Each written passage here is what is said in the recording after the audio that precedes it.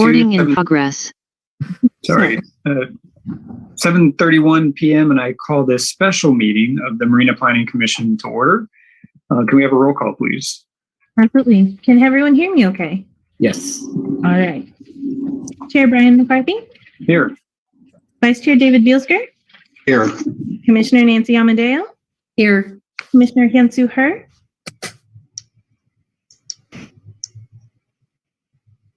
Here. Okay. Commissioner Surinder Rana. Yeah. And Commissioner Glenn Woodson. Here. Commissioner Audra Walton will not be joining us this evening, so we are all set. Thank you. Thank you, Aaron. If you would please join me for a brief moment of silence, followed by the Pledge of Allegiance.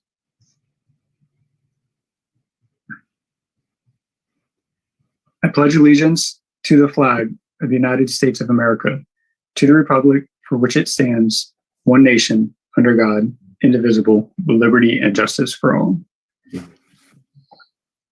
Thank you. Our next item, we don't have any consent agenda items, so we'll go right into our first public, special announcements and communications from the floor. So sometimes special meetings don't have this, but we are going to have this tonight.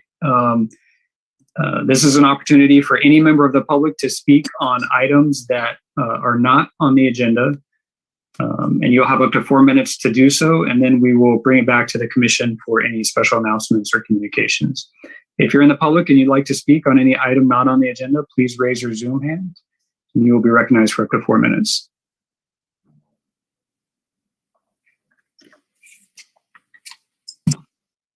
See 2 hands. Let's start with Mike Owen, and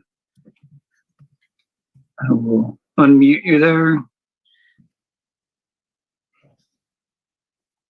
Hi, Mike, are you there? Yes. Please go ahead. You have up to 4 minutes.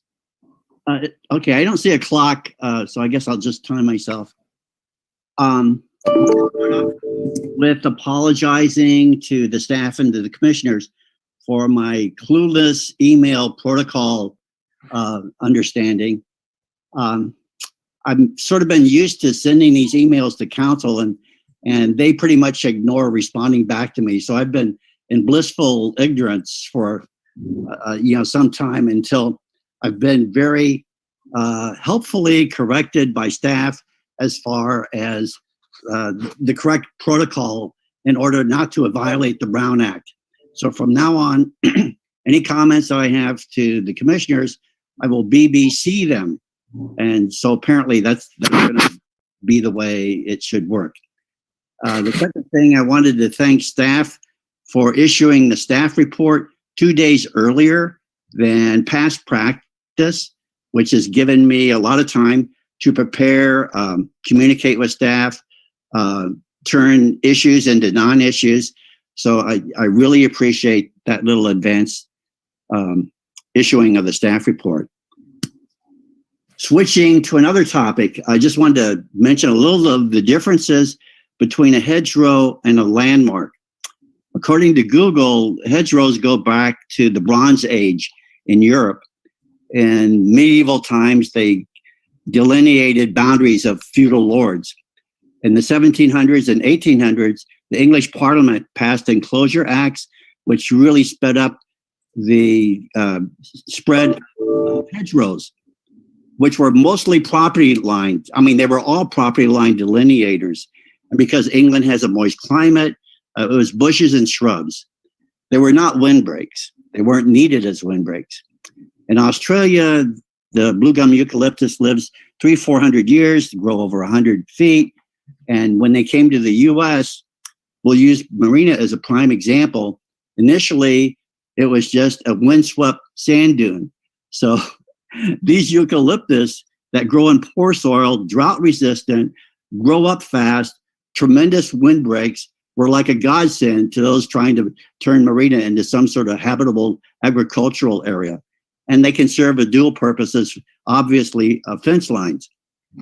They are extremely wind resistant because when planted in a row, like the 47 ones on Beach Road, they're interconnecting root systems and branch systems, just sort of like prove impervious to the atmospheric rivers that have blown across them, over the past 100 years.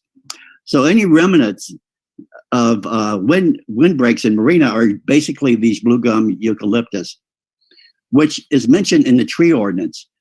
Hedgerows is not mentioned in the tree ordinance.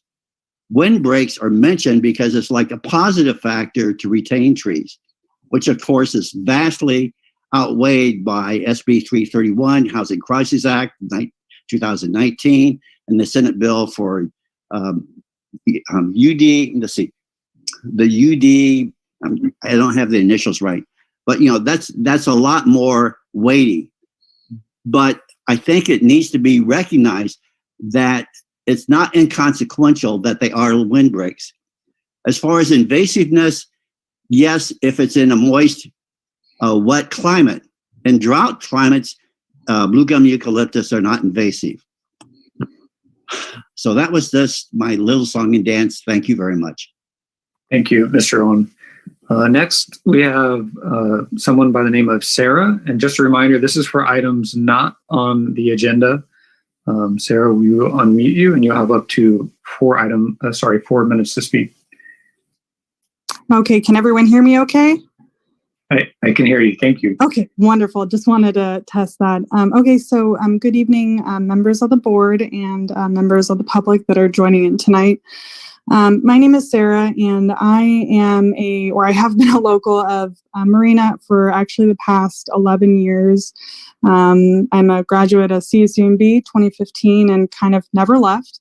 Actually the reason why I wanted to jump on here tonight, and I'm actually going to stay for another item on the agenda, but I really do think that we need more grocery stores and just generally more options for, grocery stores in Marina. I understand we have a lot of, mom and pop stores, which is great. I do support those options. But I feel like we need a medium ground. I know we have the Walmart and the Lucky, and they're not really cutting it as far as fresh produce. I know that there is a farmer's market and I do utilize that as well, but I just wanted to ask the Planning Commission to maybe consider adding some extra grocery stores. I think that would be a really great option, to kind of support healthy eating habits within the community. And I also wanted to bring up, the fact that there are a lot more houses, popping up. And so there are going to be more residents. And I am very concerned with the number of hotels coming up or popping up. I do understand that is a source of revenue, which is important. But I do also think that grocery stores are equally as important because they, support life within our community. So I just really want to urge the Planning Commission to kind of take a look at that, see what options you all have, or to consider that.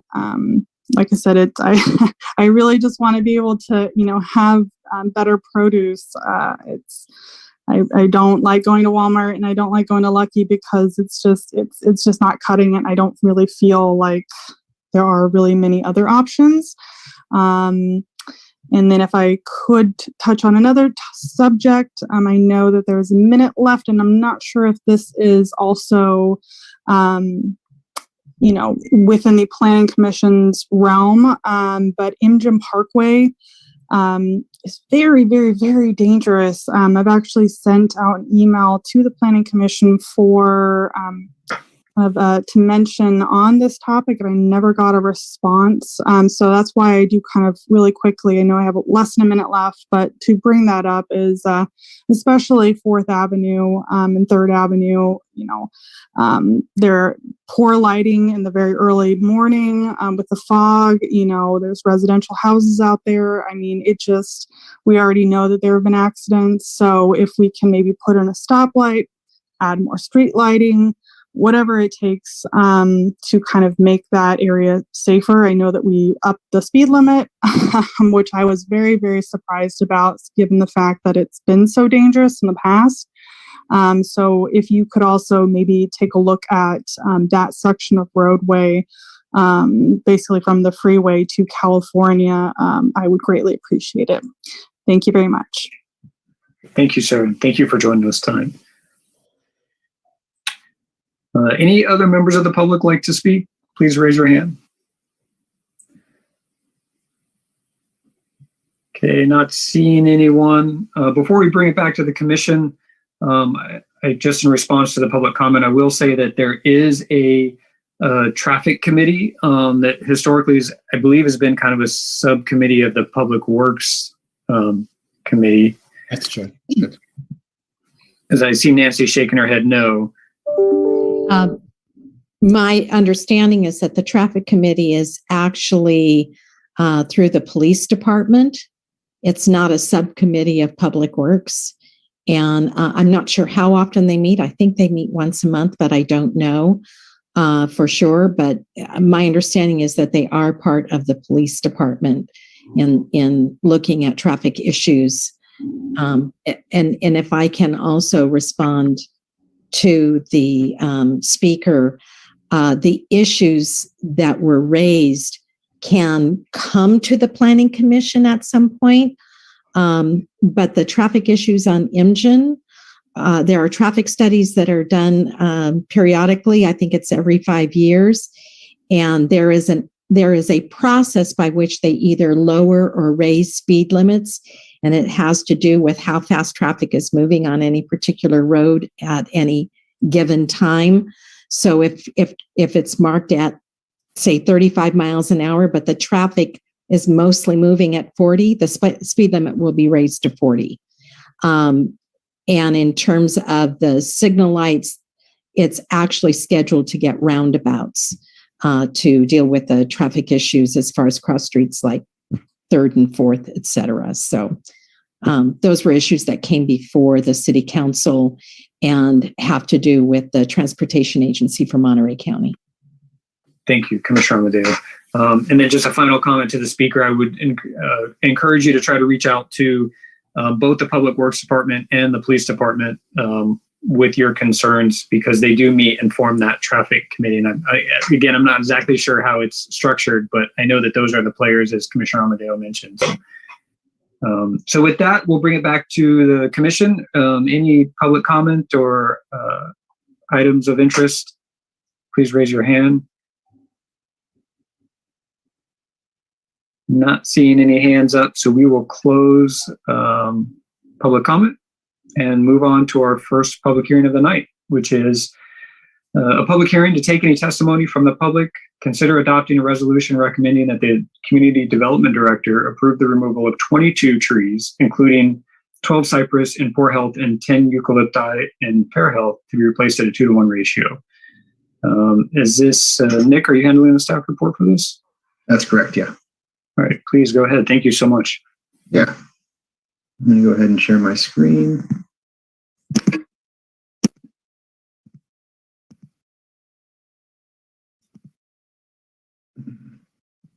So,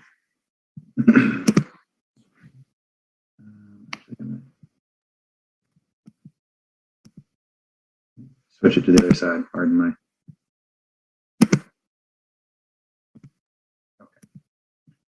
Sorry about that. Can everyone see the presentation?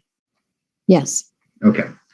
So I'm here today to present my staff report and a presentation on the tree removal permit at the Abdi Healy subdivision located at 3320 Abdi Way in Marina. Here is the site location for the subdivision. It's a very large site. It has already received a final subdivision map from the city council. This is an area that's zoned R1 for single family residence, and the general plan is single family residential. They actually had to get an amendment to make that coincide before there was a disconnect. So it's been a long time coming. as I stated previously, this is the actual subdivision, final subdivision map of the for this site, and you can see that there's not going to be 9 parcels here, and then as well you'll see that the trees are marked on this subdivision map, final subdivision map, and it was approved on September 21st, 2021. Just a quick note here. I think it's important to note that there is a general exemption where any R1 property that cannot be subdivided further is exempt from having to get a tree removal permit, which is an interesting note in that after they go through with this subdivision, they wouldn't actually need to come before the planning commission. They could have done this without a permit or without a tree removal permit, because this would be exempt. Instead of doing that, they wanted to do it right, and they wanted to do it before they go through grading and getting the sites ready for the homes. So that's why we're here today, and also it's a chance for us to work with the developer to make sure that they do plant the replacement trees and make a better subdivision. So these are the existing trees to be removed. They are marked in red, and the tree, I don't know if you can see my cursor, but the tree on right here is actually in the public right of way. And so as we've had discussions since they've submitted this permit, that one is actually in the public right of way, and I believe one of these trees is already dead. And so I'll come back to that later.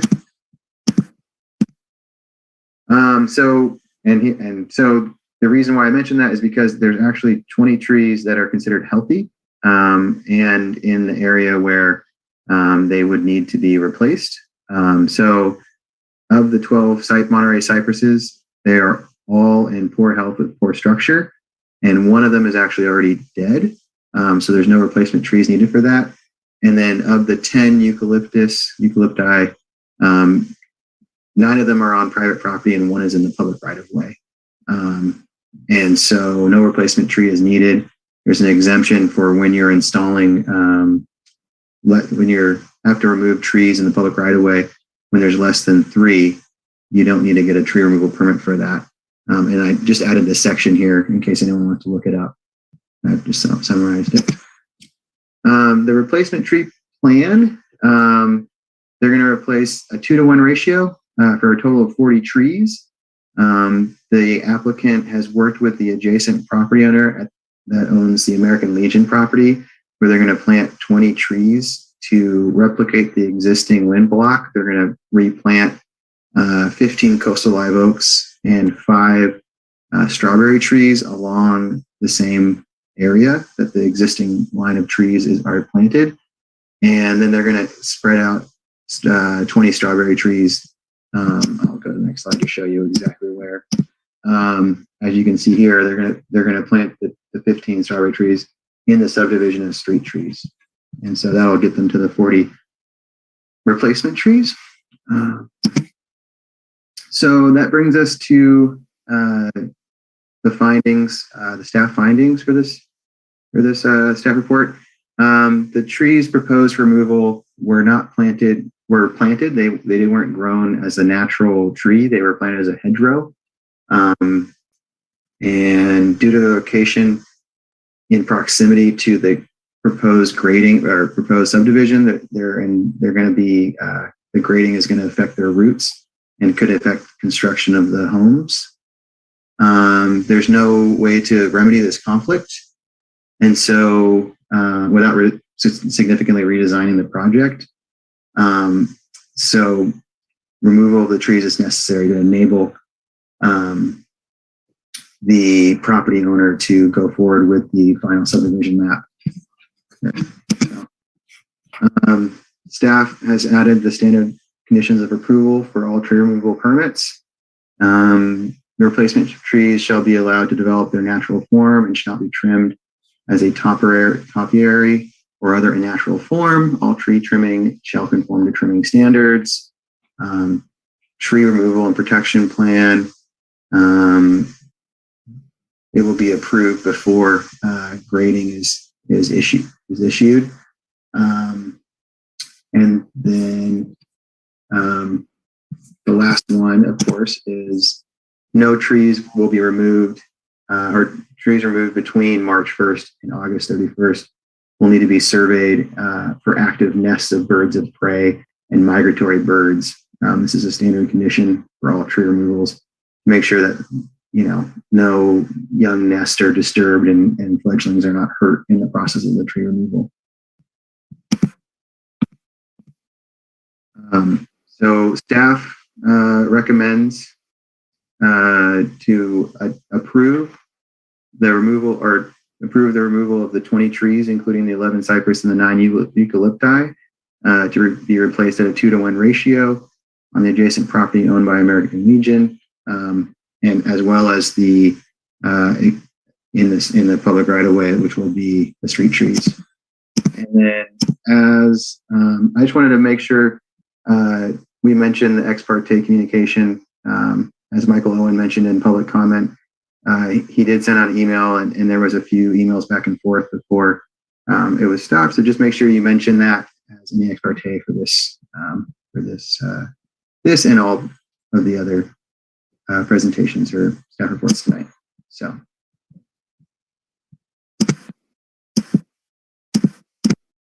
Yeah, and I just wanted to emphasize that. This is Guido. I'm the Community Development Director. Moving forward, we will be putting on all the agendas ex parte communication.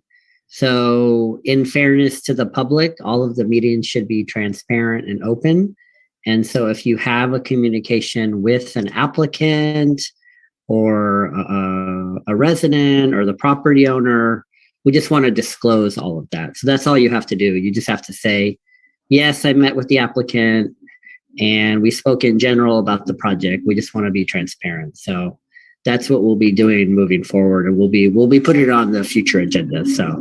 So because that email did get sent out, if everybody could just acknowledge before you make your comments that you did read the email or you saw it or whatever. So yeah.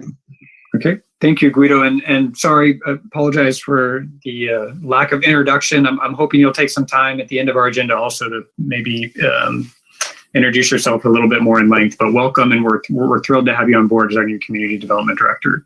Thank you. And Nick, thank you for the excellent presentation. What we'll do in accordance with our procedures is we'll go to questions from the Commission to staff, followed by a presentation by the applicant if they choose to make one. Before we get into questions, and thank you for the reminder about ex parte, I do want to mention that I did go to the site and I met with Michael Owen, who was on our tree committee. While there, the representative from the American Legion, Chet, I think is how you pronounce his name, came out, and so I spoke with him as well. And if any other commissioners want to disclose ex parte before we get started, I see Commissioner Amadeo has her hand up. Yeah, I read the email. I didn't respond, but I do have a question regarding planning commissioners and communicating with the public. My understanding from workshops I have attended is that unlike council members who do talk to the public and others and just report out when they have, that planning commissioners are supposed to be extra cautious in communication, as particularly with when you are having a discussion, not just receiving information that would be received during the meeting, but if you're having a conversation, to avoid making any kind of decision on your vote, because you're all supposed to come to the meeting open-minded and with no information beyond what everybody else would have that you base your decision on. Am I correct in my understanding, Guido? You're muted. You're muted. That is correct. No commissioner should ever tell an applicant or anybody, words to the effect of like, well, I'm never going to vote for this project, or yes, I'm definitely going to vote. You should always come into the meeting with an open mind. I'll probably do a training on ex parte later as I get settled in. But Commissioner Amadeo is correct that you should be cautious about those contacts. But as long as you disclose them, then you're okay. But we can certainly do a training with the city attorney if we want follow up. So, Thank you. And I will note that to my knowledge, neither the city council nor the planning commission at this point has a formal ex parte policy, although that could certainly change in the future. If there is a formal policy, I'm not aware of it.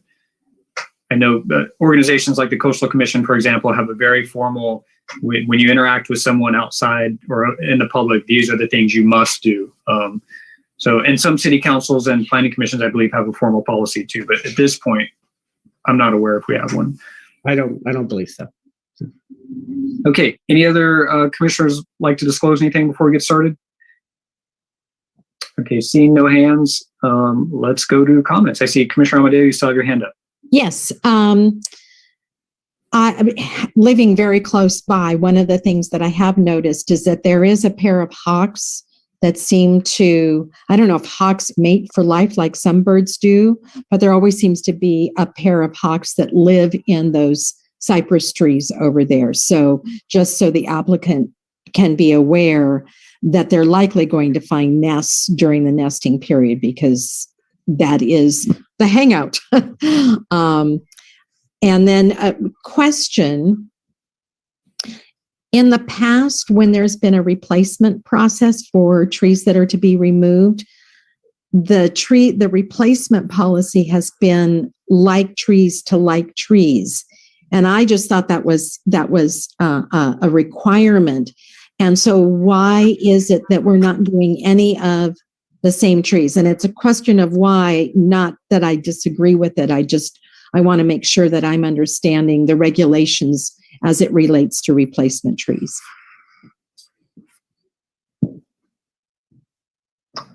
Thank you, Commissioner Amadeo. Staff, would you like to take a stab at that? You're muted, Guido. I'm going to let Nick go ahead and take that. Okay. I know the answer, but I'm going to let him. So, Guido, you want to take it? I'm happy if you want to take it. That's fine. No, it's fine. I'm not reading in the tree ordinance, and I've been here but a minute. Nancy's been here a little bit longer. I'm not reading like for like. I'm reading the 2-for-1 that Nick quoted, but Nick can certainly back me up on that or not. So, yeah, go ahead, Nancy. Go ahead. Sorry. Because if you don't know either, Michael Owen may know because he was forever on the tree committee and dealt with the tree removal permits and replacement policies. So if neither one of you are aware, maybe we could ask his what he is aware of as a member of the tree committee. So if I may, let's wait until after public comment. And if he doesn't address it in his public comment, then we'll see if we can go back out to him. Okay. But if Nick wants to respond, that's fine with me. So everyone seems so hesitant. So originally, the original plan for the replacement trees was going to be exclusively the strawberry trees. And Michael Owen had a conversation with the applicant and requested that they plant native trees. There is mention of a desire for more native trees in the general plan, as well as in other areas of our code. And I know that some of the city council members like native trees. And so, but there's no specific in our zoning code, there's no specific must be that like for like trees. And I would say in this case, cypress trees are not, I'm not an arborist. And so I'm going to let the applicant speak specifically to the trees that they chose and why they chose them for the locations they chose them. I've spoken to them about it and they've told me why, but I'll let that come from them rather than to repeat what they said. But so that's my response. Guido, you wanted to quote the... Yeah, I'm just quoting 1762-060 under subsection D2, it does reference the 2-to-1 ratio that Nick has in his staff report. So. Okay. Thank you. Any other questions, Commissioner Amadeo? No, but I will comment. I'm absolutely not against the trees that they plan to use. I would never, I have huge problems with the cypress trees behind my own house. I complain about them all the time. Cypress trees should never be planted in a neighborhood. So I don't have an issue with that at all. And I know on Paul Davis Drive, they've used the strawberry madrone. I forget what the botanical name is, but they've done quite well there. So I'm sure one block over, they'll do extremely well. Thank you, Commissioner Amadeo. Any other questions from commissioners? Please raise your hand. Not seeing any. I have a couple questions, so I'll jump in. Reviewing this project really made me think a lot about the urban canopy, which is something I'm still very much learning about. And what I'm wondering from staff, is there any metric on what our urban canopy is doing over time? In other words, is it being degraded? Is it increasing? And I suspect the answer is no, but I want to ask anyways. Do we have any tracking of that? Not that I'm aware of. In a different city, you might have that being done if we had a city arborist on staff. City of Marina does not have a city arborist on staff.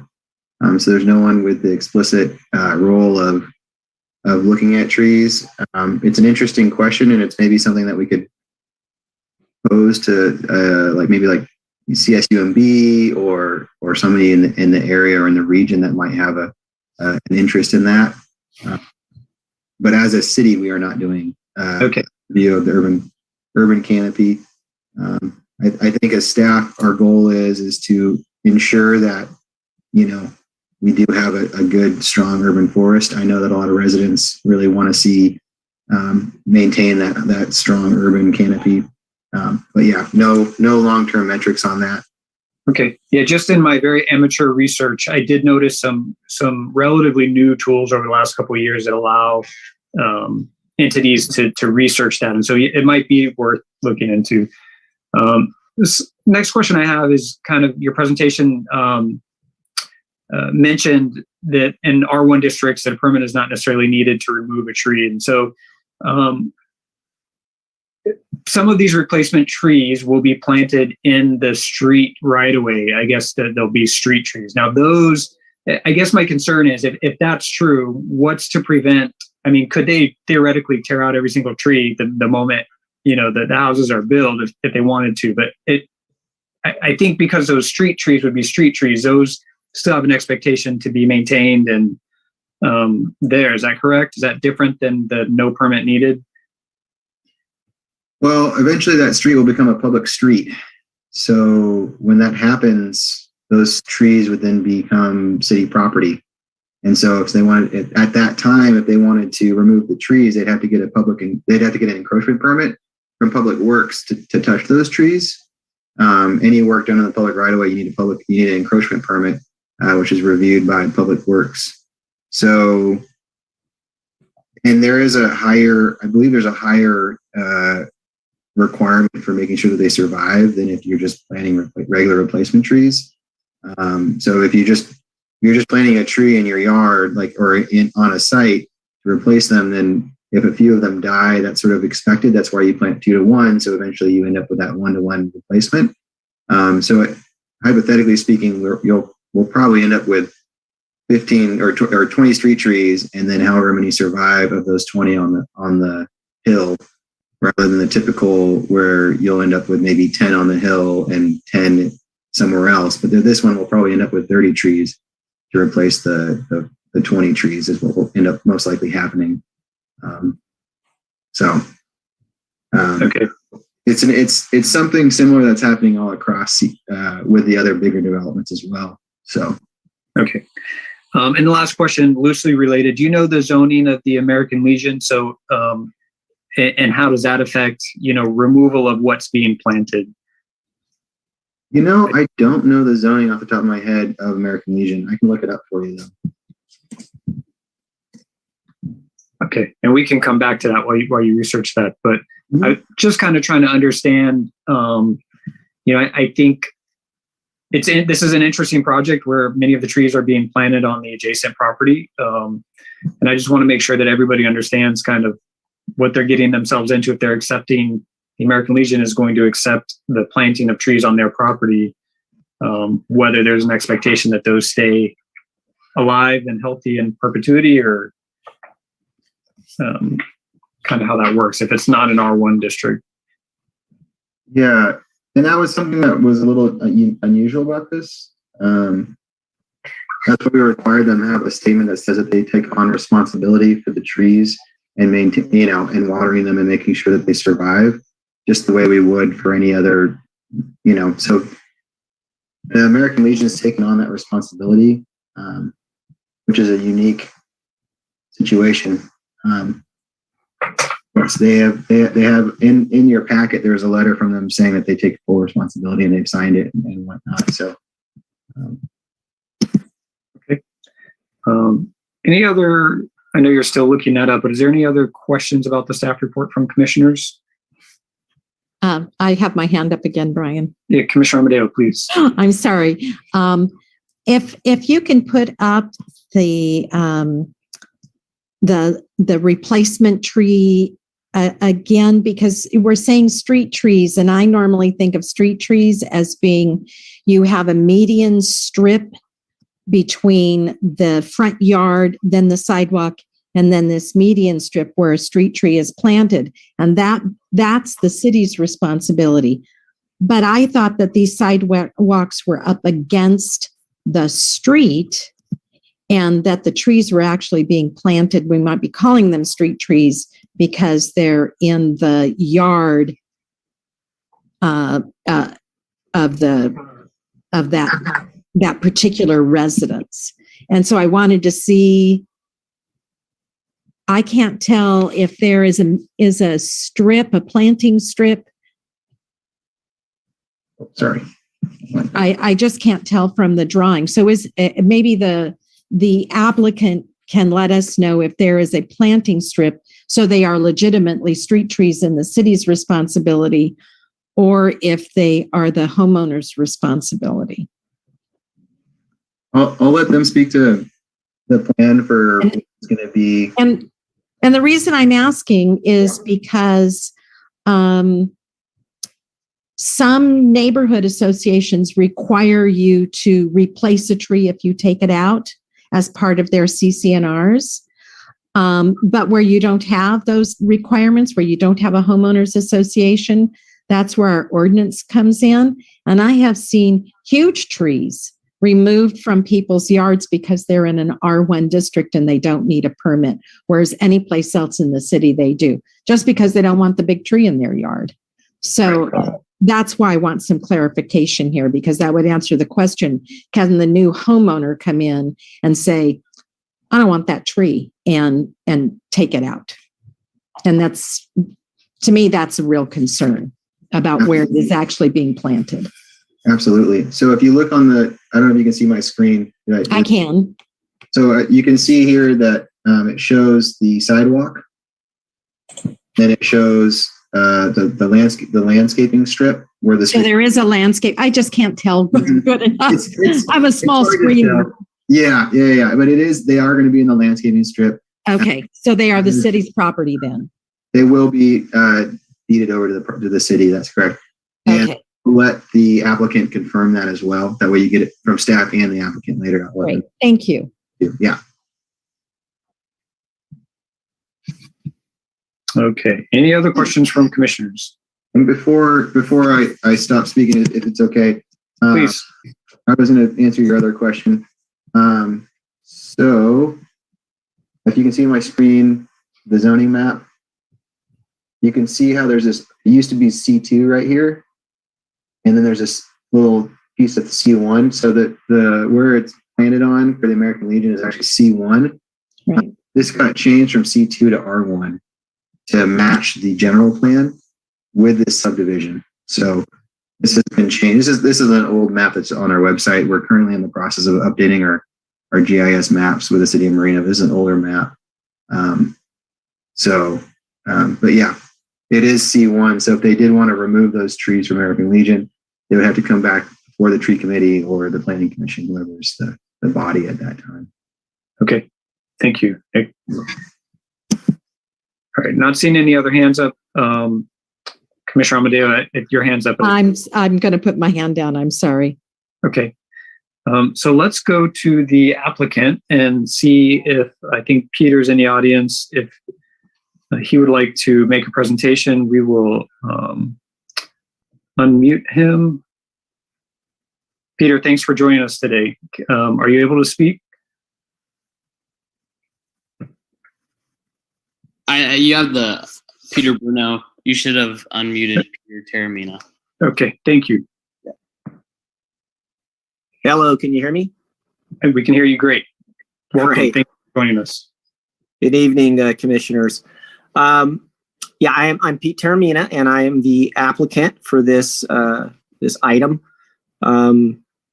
We are, as mentioned, Monterey Peninsula Engineering. That is the owners of this parcel that subdivided the land. Also, are the same group of family members that run Monterey Peninsula Engineering. So we live on this street like Nancy. We walk up and down it quite a bit, and I've been looking at this row of trees for 30, 40 years, it seems. And I've seen all sorts of stuff, beer bottles and tents, and I've seen a few die, and it's wasn't much of an issue until we subdivided and we started to look at the reality of having homes right up against it. And that's why originally when we subdivided the land, we decided not to address the tree issue. We figured we'd sell those lots and the individual owners would deal with the trees. But then it became apparent that we're going to need to address it. Otherwise, we'll have a haphazard approach. And we do want to see a vegetative buffer between the commercial and the residential use. So we decided to address it and make this application. Now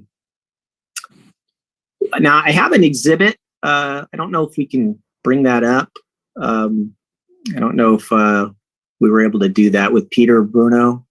Sure. Do you have it on your computer? Would you like to share your screen? Here it is. Here it is. Do you see it? Okay. Yes. Okay. Well, this kind of speaks to what we saw when we started realizing we need to address this as a more holistic, planned, unified approach on how to reestablish this grove. Those highlighted areas that say allowable home footprint for an ADU, that is the allowable footprint that you can build something on, a home or an ADU. The ADU reduces the rear yard setback, as you all know. And so that would be the footprint where something can get built. The green line represents from Google Earth overlay the canopy of those trees. The actual roots and trunks will be closer to the property line, which is the red line. But so you can see if someone's going to build in those lots, they're going to look at those trees as a liability. I mean, they may have been a windbreak possibly at one time, but that was when there were sand dunes and farms. Now it's completely developed. There's no really need for a windbreak, and it just becomes more of a liability, especially we consider the unhealthy, overgrown, dangerous, status of that grove. So that was kind of what prompts us to want to do something and be proactive here. And a couple things, we did meet with the community, specifically Mike Owens. I'm sure he'll speak later. We met actually 3 times, and we came up with some changes. We introduced live oaks, coast live oaks. Frank Ono did our report, deemed the cypress to be pretty much all very unhealthy, and the eucalyptus were structurally compromised. But we had listed the strawberry, the Abutis Marina, as our initial plant because that was on the city's list, and we've used it in other subdivisions. It's been quite successful, and there's some great specimens right around the corner that have grown to be quite tall. But then talking with Mike, we introduced some of the coast live oaks, so we took his advice there. There was also a little bit of a definition about the replacement ratios. The way we read the ordinance is if a tree is unhealthy, there isn't a 2-to-1 replacement. Mike contested that and we acquiesced. We said, fine, we're going to replace a 2-to-1 every tree, even if it's in poor health. So that came up. And then I think Mike agreed the cypresses are need to go. And he had he wanted to save a few of the eucalyptus, but several of them he did realize that they were compromised and just it's not a viable situation having that close to home. So we reached out to the community and I think we came up with what we think is a plan that makes sense. And then I can't speak enough to the Legion, our neighbors for 30, 40 years over at MPE, and they offered to allow us to replant this vegetative buffer between the uses on their land. I think there's been some issues with vagrancy and such in the trees, and they're just an unhealthy, leaned over, broken condition. So that was really a great cooperation on their part. And we that's how we like to roll. We like to bring in the community, bring in our neighbors, and cutting a tree is never easy to talk about. But I think in this case, we're talking about reestablishing a tree line that in 30 years will be healthier and vibrant and functional. And then the introduction of the street trees, that was another way of getting the mitigation. I think that also adds to the look of the street. It doesn't have a homeowners group. There's no common ownership, so there is no obligation to landscape that planter strip. And oftentimes in town, you see how those become kind of fallow and full of weeds. Well, I think putting these trees in will kind of chum the waters of some landscaping there, and we'll have irrigation to support those. So I think it's a good plan. And again, like they said, once we control these 5 lots, we're selling these to individuals. Once we lose control of that ownership, the window of opportunity to make this happen goes away. And so we think it's incumbent upon us to act now and address the situation and be proactive. And that's kind of what we're doing here. So not sure if there's any other questions that you might have of me. I'm happy to answer them. Thank you for the presentation. Okay, at this time, this is an opportunity for commissioners to ask questions of the applicant's presentation. Commissioners, do you have any questions you'd like to ask? Please raise your hand. Commissioner Amadeo, please go ahead. With this screen up, I do have one question, and it's at the north end of the property where it looks like there are also possibly some trees. It's very dark gray, and I'm wondering if that is also plantings that will be removed, or if that if that's not anything to be concerned about. That one tree was addressed with the subdivision approval. It is in the public right of way in order to make the turning radius of the one cypress is being removed. And those are those 3 cypresses, because Healy is a nice wide street. We improved it when we built the MPE facility. Paul Davis Drive did their thing. And then we will widen it, put sidewalks on it as part of this subdivision. And then you'll have this little 50-foot slot in front of the dairy where those trees will jut out into the street. That's up to the dairy to address, but we'll take out one of those trees as part of the subdivision, and that was part of that approval process. Okay, great. Thank you. Okay, any other questions, commissioners? I have one. Will the street trees be irrigated? Yes, we just, as part of the subdivision approval, we have a provision where we're going to put some ceanosis, low ground cover, in that planter as a temporary measure. Just again, it was just one of the considerations we did with planning. So it has irrigation in place. That's served by agreement. That is being served by one of the lots water service for a period of 1 year for maintenance. So yes, we'll have plants in there, and then we'll add the trees, and they'll all benefit from that irrigation system that we install, and they'll go for a year. And then the city will take over the irrigation, and once those have been established, and that was the plan. And we'll kind of feather in these trees to the ground cover that we had already agreed to place there. Okay, thank you. Any other questions, commissioners, before we go out to the public? Commissioner Amadeo? Yeah, you mentioned ceanothus, the low-growing version that is planted kind of like a ground cover. It does get to be about maybe 12 to 18 inches high. But I planted the tree version in my own yard, and it said water for a year and then no water after that. And I'm wondering if the drip will continue with the trees, but generally turning off the water to the ceanothus at that winter period when the city takes it over. Yeah, well, that's at the final point. I guess the city could opt to, plug the drips that go to the ceanothus, and it's Carmel creeper, so it does stay low. It's the prostrata, not the standard, like you're talking about. And so I guess they could do that, but I think I don't think it grows that tall. The one we're talking about, it's a very low, flat one. So okay. It just said that ceanothus shouldn't be watered. It should get its moisture from the moisture in the air, the rain during the rainy season, right. But that it will die off if it gets too much water, and which is why it said to turn the water off after the first year.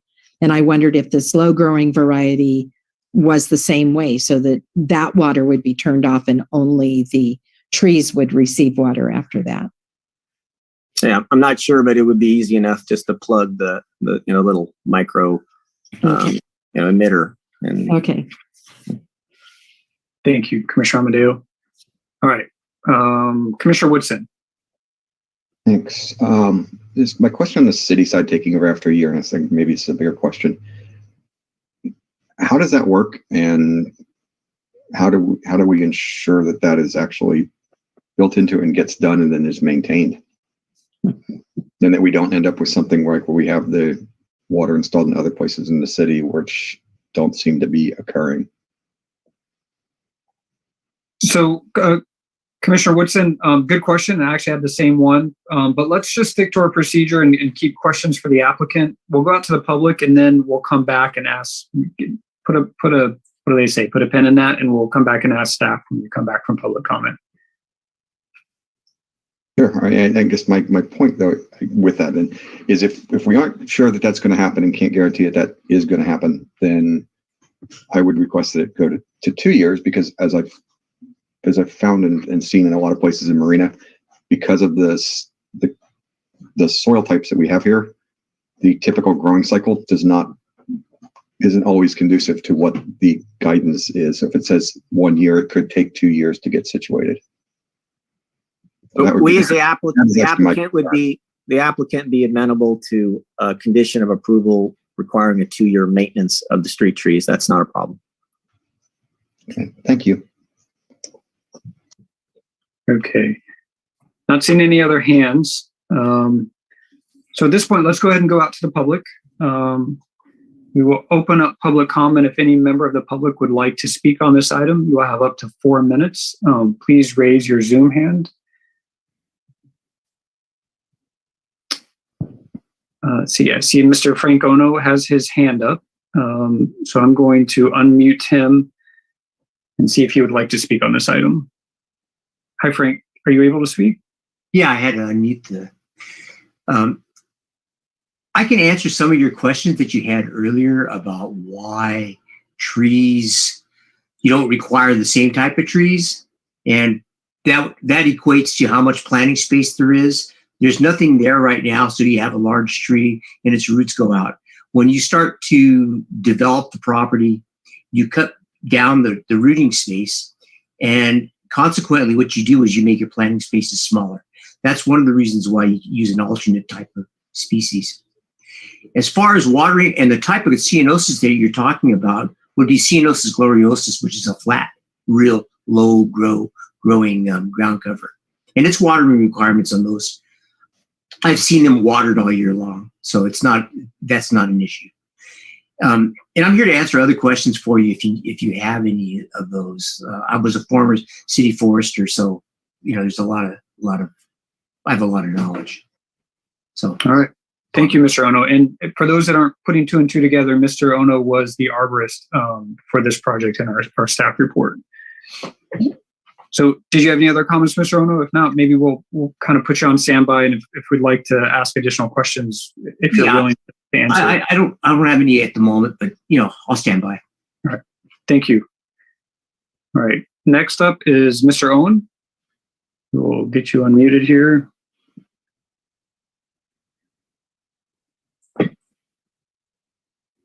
Go ahead, Mike. You have up to 4 minutes. Okay, thank you. I would like to support staff's advice on like-for-like replacement not being mentioned in the tree ordinance. Second point is that the only trees can you hear me? Yes, we can hear you great. The only trees I know that are planted naturally are the acorns that blue jays insert into the ground. All the other trees are planted by man. The question about grading impacting the existing trees. When Marina Coast Water District arborists evaluated the trees and the impact of open trenching on the root systems along Beach Road, the determination was that if it was over 30%, then that was a danger, that was a risk. So grading at the lower end, that would be the west part, is relatively the same level as the existing street. And to say grading would impact, there's a 1% grading impact, 2%, 3%, and I think it would take an arborist to determine if over 30% of the root system would be impacted. So that's just a legitimate question rather than just a general statement that grading would impact adversely the existing tree system. The third point is that I would again want to really sincerely express my appreciation for the staff issuing the report 2 days earlier than the normal practice, which allowed a lot of time, as indicated, to meet with the developer, the American Legion, and really refine and I think make this a better plan. The developer really was very cooperative and actually marked the eucalyptus trees that were within the ADU limit. It would be too compromised to have the trees still remain. But he left 3 trees unmarked. That was tag number 64, 63, and 60, indicating that those trees, the root system would be at least 4 feet from any proposed ADU. And as I mentioned in my email, they're going to be removing trees. And when you remove a tree, no one cuts down at the bottom and yells timber. They start at the very top and work their way down. So what I'm proposing, as the example of the eucalyptus that was stub cut on the corner of Reservation and California, is to basically, as they take the tree down, stop about like 1/4 of the way from the bottom, and and then trim the base. So actually, you have a stub cut tree, which like Frank Odo will testify is totally against ISA standards, but that's what existed and is now like a thriving canopy equivalent to a fully grown oak on the corner of California and Reservation. That reduces any questions about limb failure, about risk, liability. The root system, basically to start with, you have no canopy. So the existing root system is like really reduced for what's left. And my main point in trying to use the example on California and Reservation is to not just have sort of like taken for granted that when you develop an area, you just have to clear cut, period. I don't think it has to be a choice between total clear cutting. All right, that's your 4 minutes, Mr. Owen. Thank you. Thank you so much for joining us. Okay, any other member of the public like to speak on this item? Not seeing any hands. We will close public comment and we still have the applicant and Mr. Ono standing by. We'll bring it back to the commission for discussion.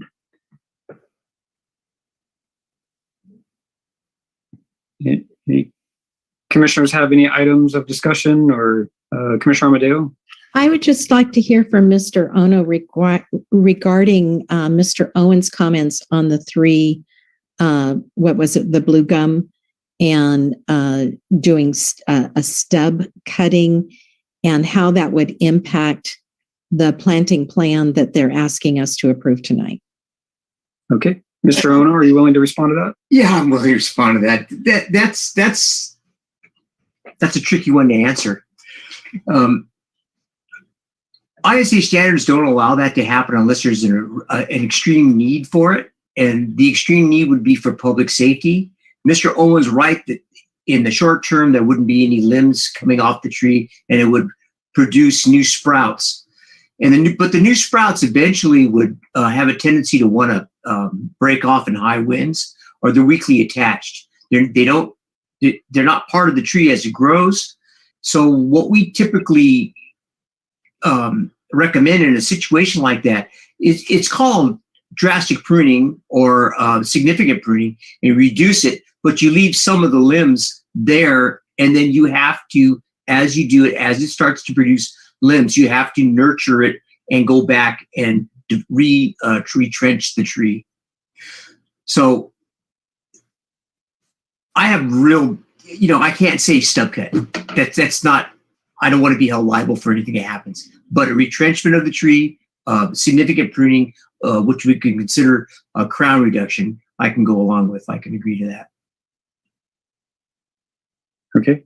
Did that answer your question, Commissioner Amadeo? Well, it partially answers my question, because what it sounds like is that if you did that, in the end, the responsibility of the maintenance on those three trees would go way up, which would be an issue for the American Legion, because I'm assuming that's on their property side, or it would become the problem of the homeowner if it's on their side. It would be fine for a while, but it could become a serious issue. Am I understanding you correctly, Mr. Ono? Am I still on the speaker? Yeah. Yes. Yes. Yeah. So short term solves the solution. As it grows out, it can be developed, or it will develop. But eventually, like anything else, it takes maintenance, and that's. You're correct. Okay. The oaks are a better choice. Yeah. Okay. Thank you. Thank you, Commissioner Amadeo. I have a quick question for Mr. Ono. We heard that the applicant would be willing to water the Marina strawberry trees for up to 2 years. In your opinion, if water was to be cut off after 2 years, what's the likelihood those trees would survive? They will survive. They will survive.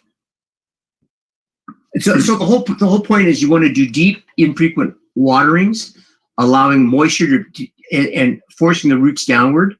And after a 2 year maintenance period, you need to cut the water off, because otherwise, if they get too much water, they'll develop root rot. And that's what the whole purpose is when they say don't water ceanothus, is to prevent an accumulation of moisture, which then breeds fungus, and then then starts decay. So yeah, you just need it. You'll have to shut the water off to them, because they should be established by then. Okay. Thank you, Mr. Ono. And then I have one more kind of comment / question for staff. We heard the applicant. Well, I think there's some confusion over what the responsibility is of a property owner for a street tree. And what I've been told from the city historically is that we follow the California Streets and Highway Code, that frontages, street trees, if you will, on city property is the responsibility of the adjoining property owner to maintain, ensure it doesn't die, landscape, and all of those kind of things. Does staff know, can you tell us anything about whether that's true, or? I'd have to get back to you on that, Commissioner. Okay. I think that's the only questions I have. Any other questions or comments from commissioners?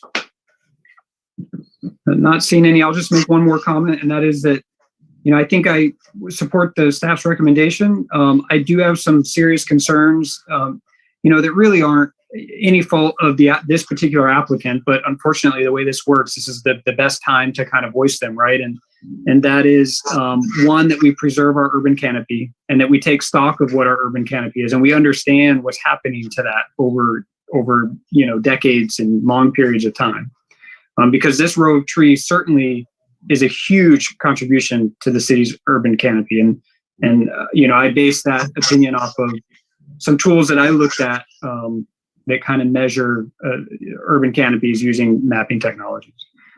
And yet the second comment is just ensuring that, whatever is replanted survives. I think that we have a vested interest in ensuring that happens. So I'm thrilled to hear that the applicant is willing to condition this to ensure that those trees can be irrigated for up to 2 years.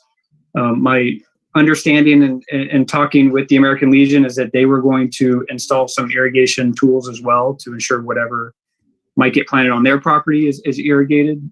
So I think those are steps in the right direction. And those are my comments. Any other comments from commissioners? If not, I'm happy to entertain a motion.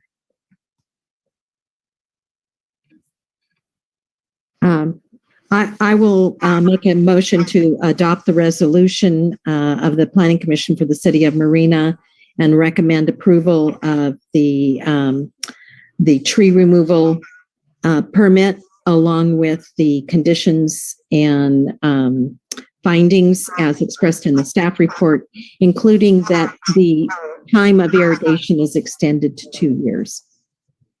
Thank you, Commissioner Amadeo. Motion by Commissioner Amadeo. Do we have a second? Chair McCarthy, before there was talk of also adding language about some type of maintenance agreement. Is that also part of the commissioner's motion? If not, that's fine, but I just want to get clarification as staff. Well, it is, and you can let me know if I'm understanding this correctly. Once it is turned over to the city is obligated to maintain the street trees. And the owners, which in this case would be the American Legion, the trees are on their property and they would be required to maintain them. So does that need to be in the resolution, in the motion? It's really up to the commission. I was just pointing out that Peter, the applicant, said he would be willing to do a 2-year maintenance agreement for the tree. I thought it was a 2-year watering agreement. Extending the watering to 2 years. Can we go back out to ask Peter? Yeah, were you willing to do both the irrigation and maintenance agreement? Basically, the trees would be maintained for. Yes, we'll establish the water. We'll maintain and pay for the water meter, and we'll have a arborist check on them and maintain them as necessary. And after 2 years, we'll have a handoff inspection with Public Works, similar to what we did in a few other subdivisions, and then walk away. Okay, so I would make that as part of the motion. Maintenance and irrigation. Do we have a second? I'll second that. Thank you, Vice Chair Bielsker. We have a motion by Commissioner Amadeo, second by Vice Chair Bielsker. Any discussion on the motion? Just discussion point for me. I think, the bigger issue here is one of kind of understanding code enforcement and maintaining these I need 4 street trees. Sorry, I think someone's unmuted here. Let me see if I can mute. Okay. Yeah, I think the bigger issue here is just kind of understanding the city's role in ensuring a healthy streetscape and I guess using code enforcement tools if they're available to ensure that owners are taking care of street trees if that's what the code says they should be doing. So that's one aside. The other side is I'm a little concerned about the city-owned tree. I know the staff report mentioned that the city could cut that down without coming to the commission. To me, that's a relatively nice species. I would hope that that tree would not get cut down if it didn't have to be. And if the city did decide to, that, you know, they might elect to bring that before the commission, whether they were required to or not. So those are my only two comments, but regardless of those, I'd be likely to support the motion. Unless there's any other comments, we can go to a roll call. If you have any comments, please raise your hand. All right. Seeing none, roll call, please. All right. Can everyone hear me okay? Yes. Wonderful. All right. Chair McCarthy? Yes. Vice Chair Bilsker? Yes. Commissioner Amadeo? Yes. Commissioner Hurd? Yes. Commissioner Rana? Yes. Commissioner Woodson? Yes. Thank you. Thank you. That motion passes unanimously with all commissioners present except for Commissioner Amadeo. Okay, moving on. Thank you everyone who attended and spoke to that item. Our next item is a public hearing that we will be opening to take any testimony from the public and consider site and architectural design review or recommendation to approve the site and architectural design review application DR 2021-14 to convert the existing Burger King building into a Starbucks. Staff report, please. Thank you, Chair McCartney. This is me as well.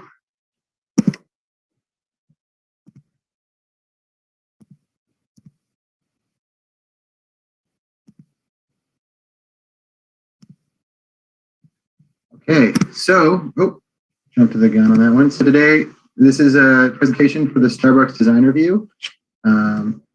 This is the location. It's on the corner of Del Monte and Reservation, where the current Burger King fast food restaurant is, with a drive-through. This is zone C1, and the general plan is for retail and service. This is within the downtown vitalization area. Actually, it's in the core of the downtown vitalization area. This is a project that I'm sure the Planning Commission is familiar with. It came before you back in March of 2021, where there was an open public hearing was held, and it was denied. Then on August 17, 2021, the City Council approved a resolution approving the appeal de novo, therefore reversing the denial, subject to conditions of approval. And as you can see, this is the site plan. I just want to mention, it's worth noting that this is different from the site plan that was presented to you back in March of 2021. You should note that there's a cross through to the other where the existing Starbucks is, as well as Los Cosuelos on the property right next to it. And then they also propose to remove the entrance on Reservation Road and make it just an exit only, so only a right-hand turn at that location. And then also they revised the way that the cars go through the drive-through to make sure that they ensure that they can have at least 13 cars queuing at any one time. And so if you look on the bottom of the site plan, there's actually an additional drive-through storage lane, which will hold. I've talked to the applicant at length about this week to understand it better. And they said that this is to queue up to, I think he said 20 cars. I'm going to let the applicant confirm that number when they speak and do their presentation on the number of cars that can queue for the drive-through at this location. So the proposal for this design review is to convert the existing Burger King to a Starbucks. As I mentioned earlier, to reconfigure the parking lot. I sort of talked you through that a little bit already. They are also adding cross access to the adjacent property for shared parking. I also mentioned that. They also redid the pedestrian access to the Starbucks. I'm going to go back to the site plan. As you can see, there's a pedestrian access very clearly demarcated from Del Monte Boulevard to the Starbucks, as well as one from Reservation Road to give pedestrian access to the Starbucks in a safer way. And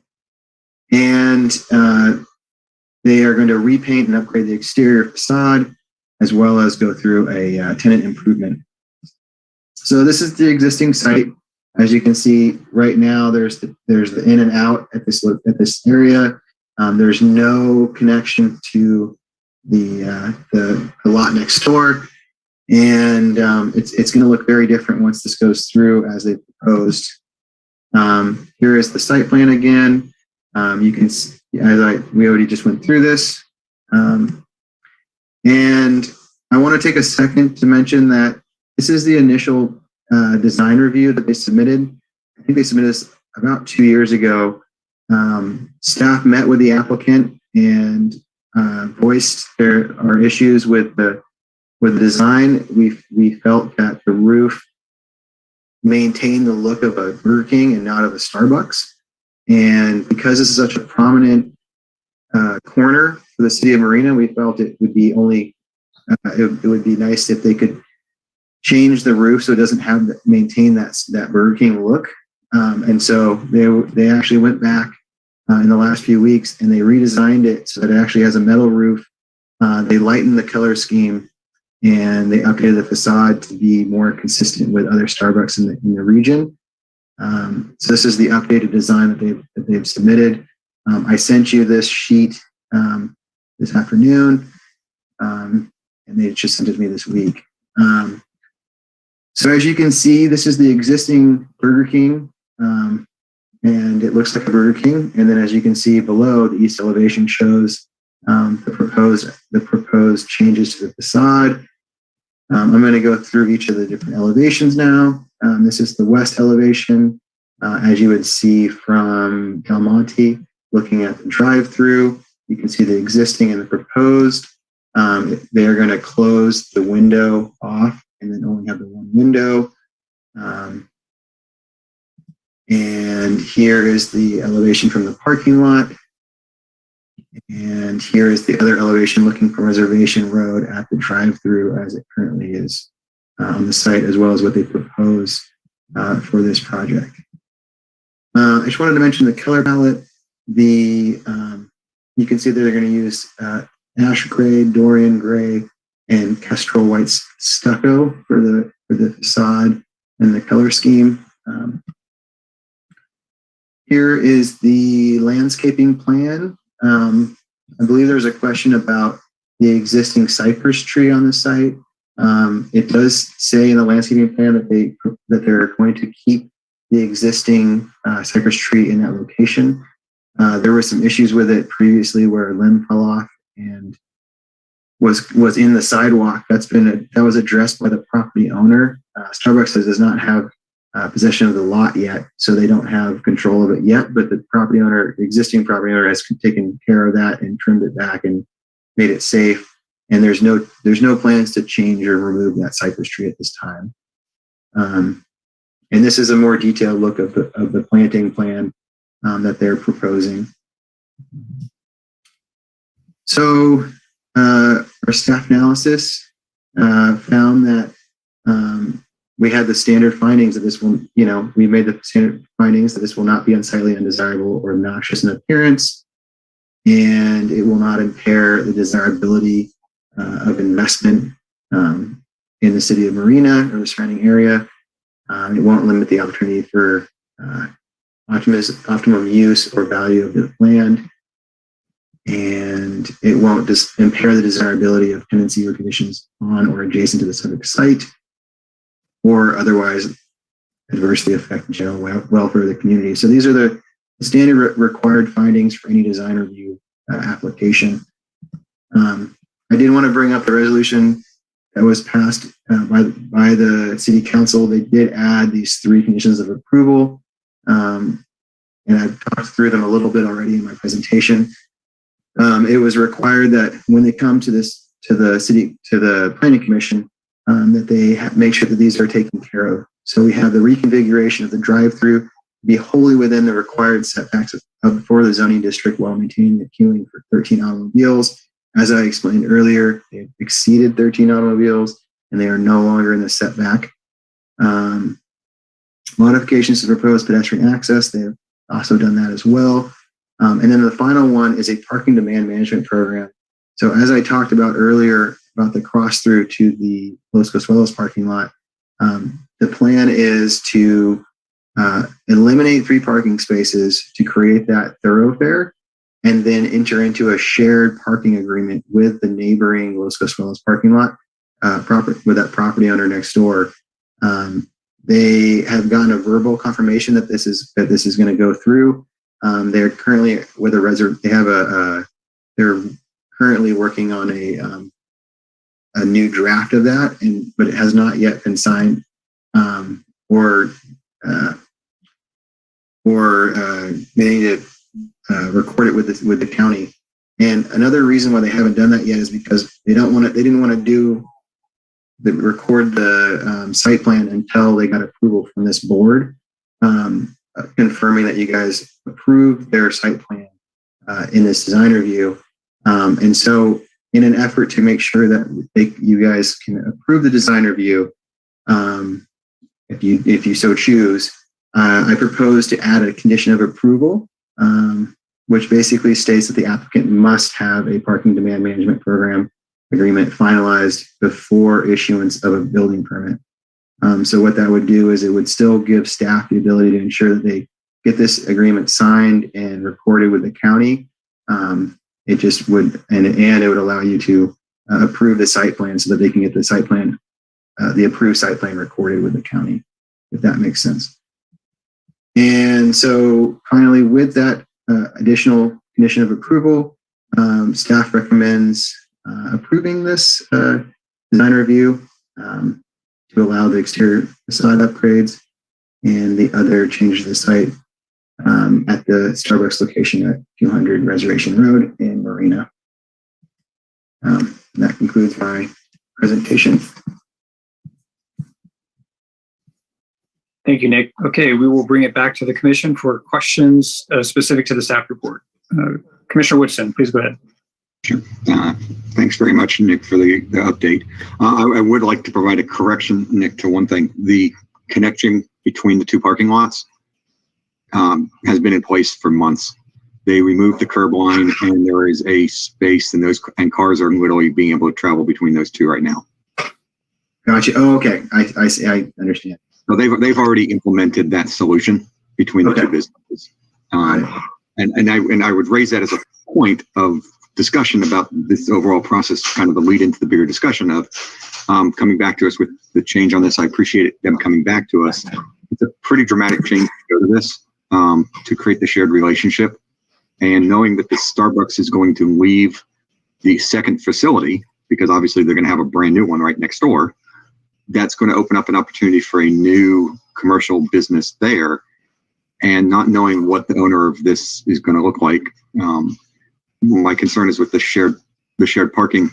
It may solve the needs when Starbucks moves out and it's a vacant building, or part of a building, but it may not solve the longer term picture on a busy day with the overall parking of the 3 once we're in that new commercial entity. And so I would like that when the parking goes into it, that it actually addresses the potentials for whatever is going to go into that to replace the Starbucks that's currently residing there. The second part is I appreciate today sending out the updated landscaping plan.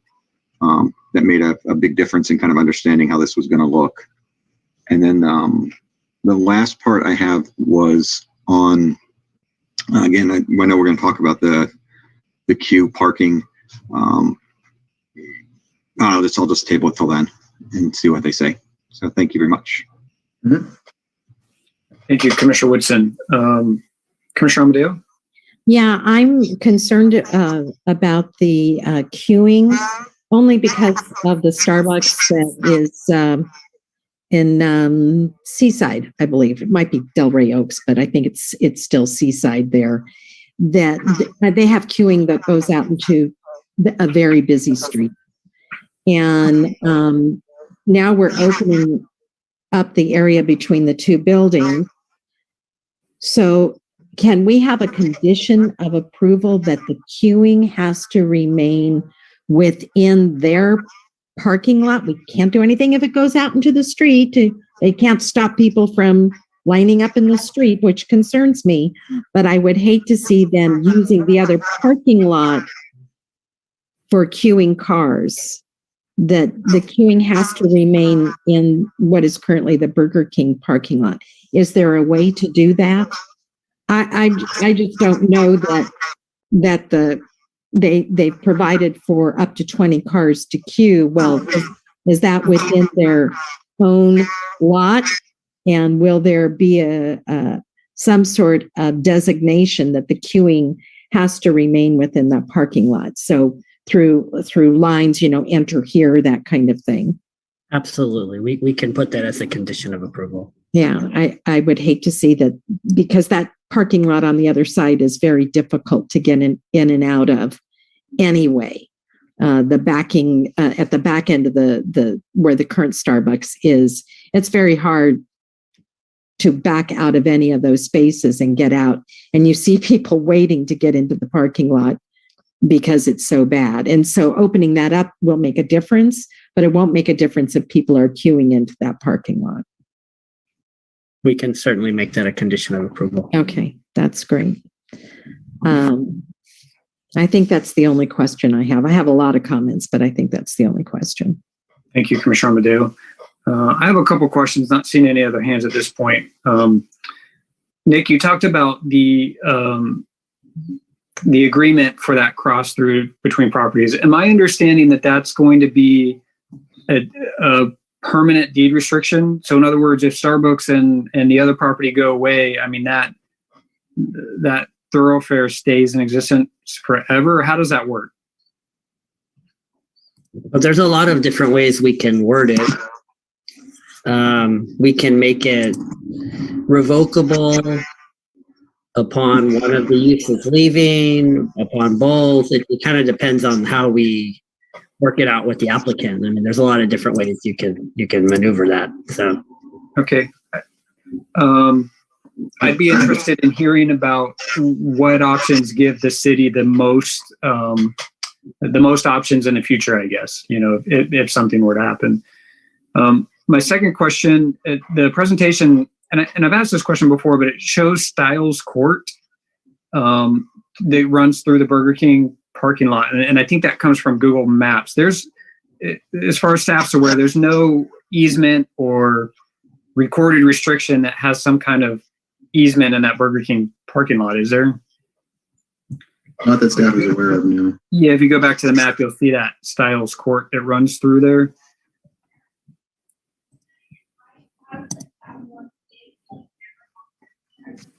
On the Google. Pull up the map, Nick. So. Oh, yeah. Styles Court.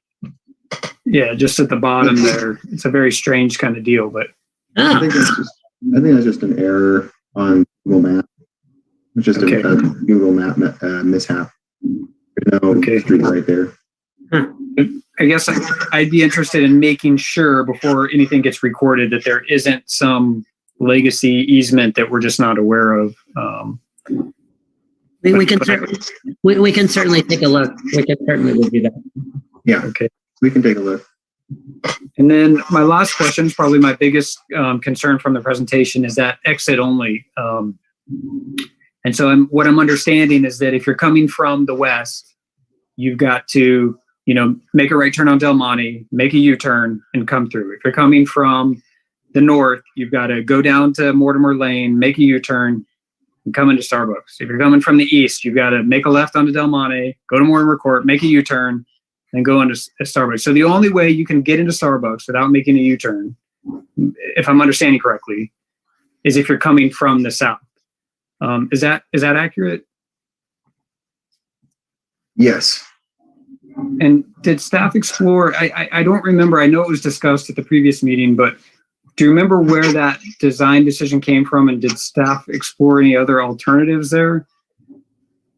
So this was decided on before my time with this application. So at this, for that question, I would like to see if the applicant has an answer for that. This was not my project when it went before the city council, so I'm not sure what the discussion was about the parking lot.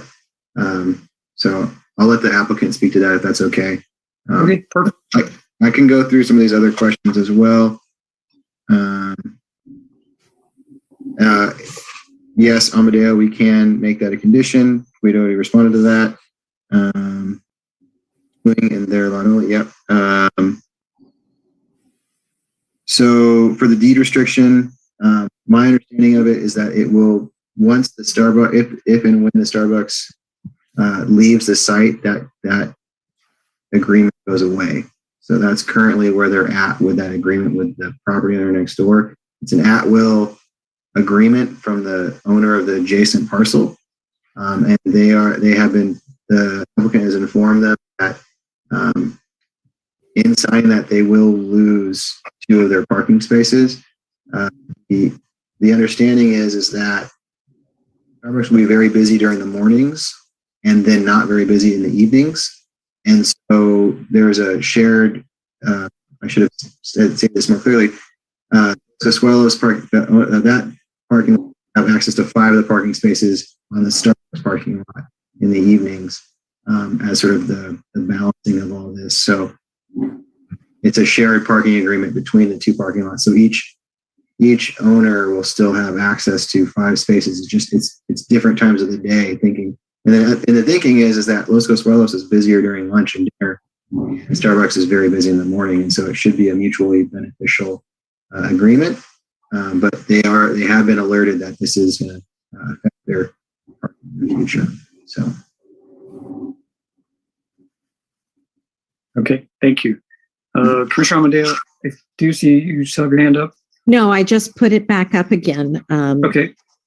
One of the things that Starbucks has now is a place to be outside, drink your coffee, have a sandwich, whatever. And in the drawings, I saw nothing that would show that there was that availability in this current design to be able to be outside, which kind of concerns me because we're trying to be more pedestrian friendly. And what we're telling people is, yeah, you can come here, but you should be driving, and here's the only way you can get in. And yeah, you can park, and I guess you can drink your coffee inside, but we're not encouraging to have people outside. And we have all of the open space area as fully landscaped, so people there aren't even benches out there where people could sit and enjoy their coffee and talk. And I wonder if the applicant can address that issue of not having anything outside where they've got it next door. Thank you, Commissioner Amadeo. Hopefully the applicant will address that, but staff, I don't know, was that an oversight in the revised drawings? Because I know the initial drawings did show a large or in outdoor areas. Do you know if that still exists in the revised version? I do not know if it still exists. I did note that in the original submittal, and it is reasonable for it is within, the Planning Commission can request that the applicant revise their landscaping plan and their site plan to include outdoor seating to some extent. I don't see an issue with that. If you wanted to add that as a condition of approval or request that they apply for that or change it, amenable to changing their site plan. So, okay. Thank you. Mm-hmm. Thank you, Commissioner Amadeo. Commissioner Woodson, please go ahead. Thank you. And I just want to emphasize on those 2 things. I'll start with the outdoor seating. So the original plan, that the first drawing was 1920. It was reduced to, I think, 1768 in what came before the commission the first time. We had a discussion on the outdoor seating, and then we had a separate discussion about they would agree that if there was a need, they would actually add bicycle walk areas there also, but that they would keep the outdoor seating. In the latest plan they bring to us, they have now gone back to the original footprint of 1920, and they've also changed. If we look at the diagram, Nick, you'll see that they've changed the access sidewalk area from reservation into the handicap parking area. Initially, that was up against the building and went straight across right in front of right at the front of the queues of the cars. That's now been moved closer to the entrance, and they've made kind of a come in, make a left, and then make a right to get into the parking or get into the main door. So that's how they've changed that front area. And when they did that, I mean, again, we had specifically discussed having the outdoor seating and the importance of that and the bike areas before, and they said they would look at it, and now they've eliminated it, which is very concerning to me.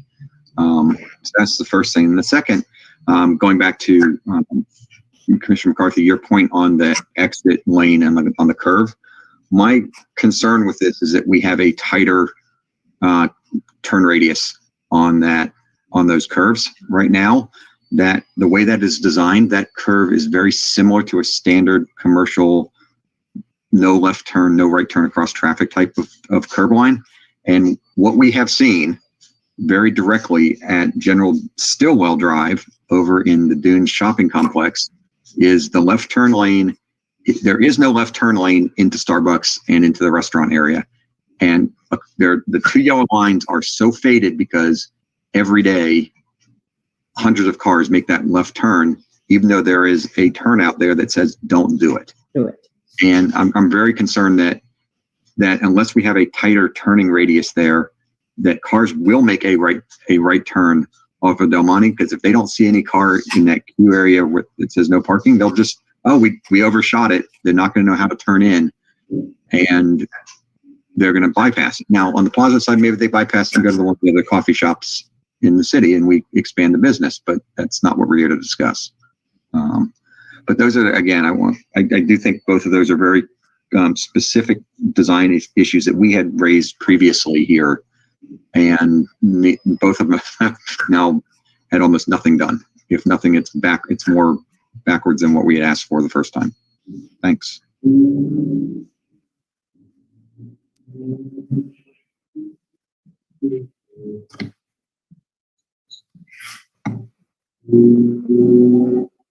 The chair is muted.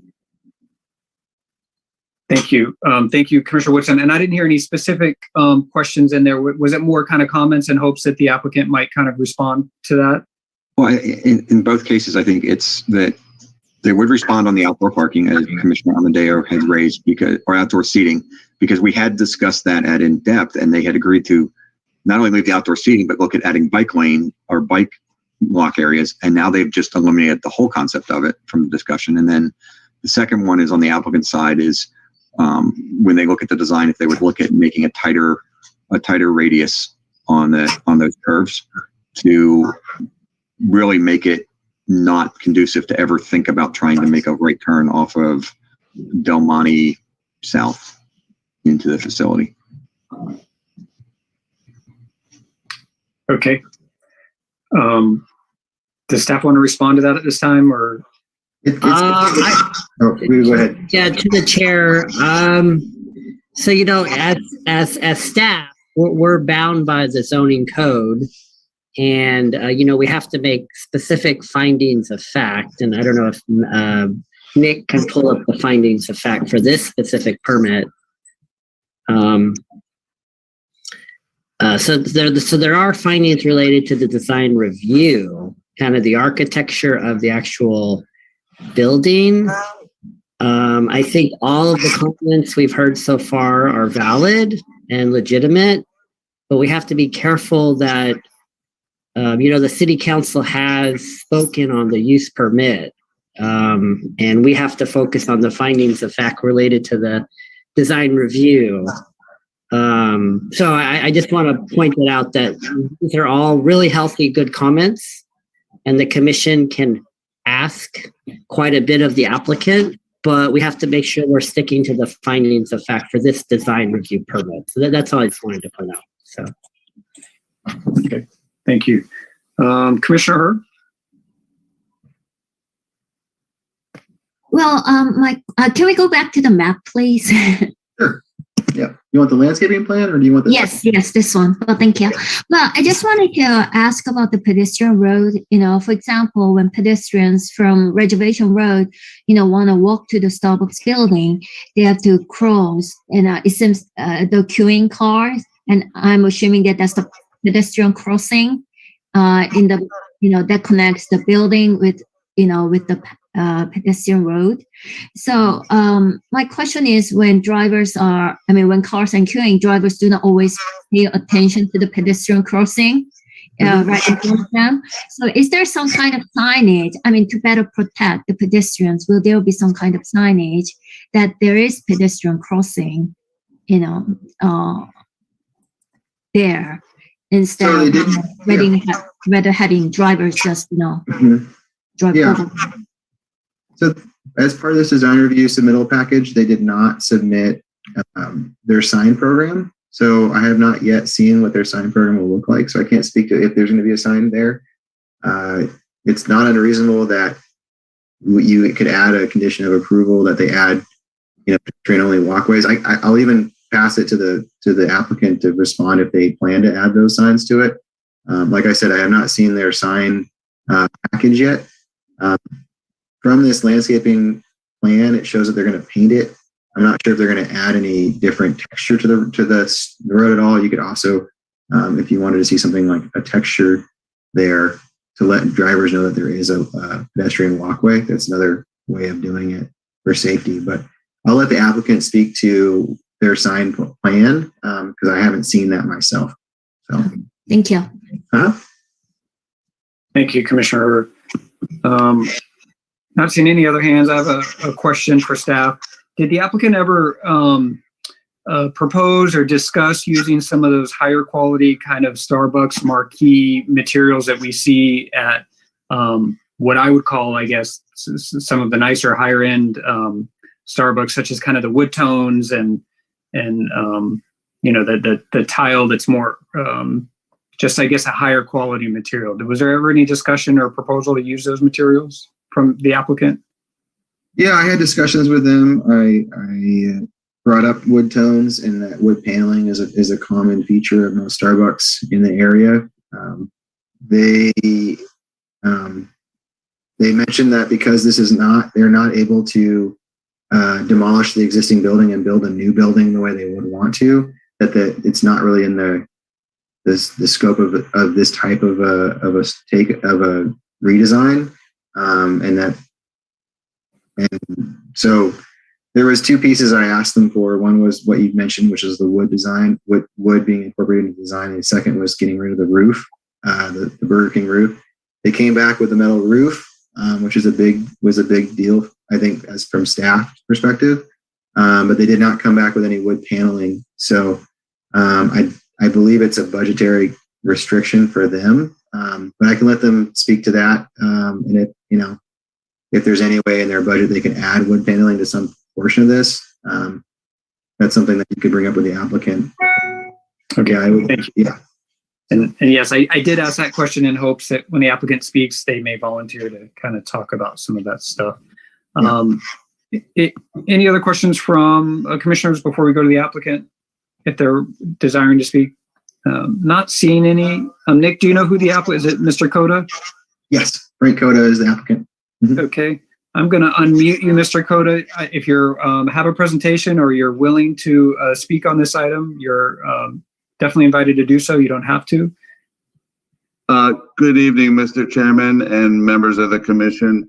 Actually, I would like to respond to some of the questions. I also would like to, if you could add my client, Mr. Doug Murphy, because he'll want to speak to some items as well, if that's possible. Yes, I'm bringing him on right now. You should be unmuted. Mr. Murphy, welcome. Good evening, everyone. Thank you for having us. Thank you. And I think Mr. Coda is muted. I don't know. I just want to make sure that.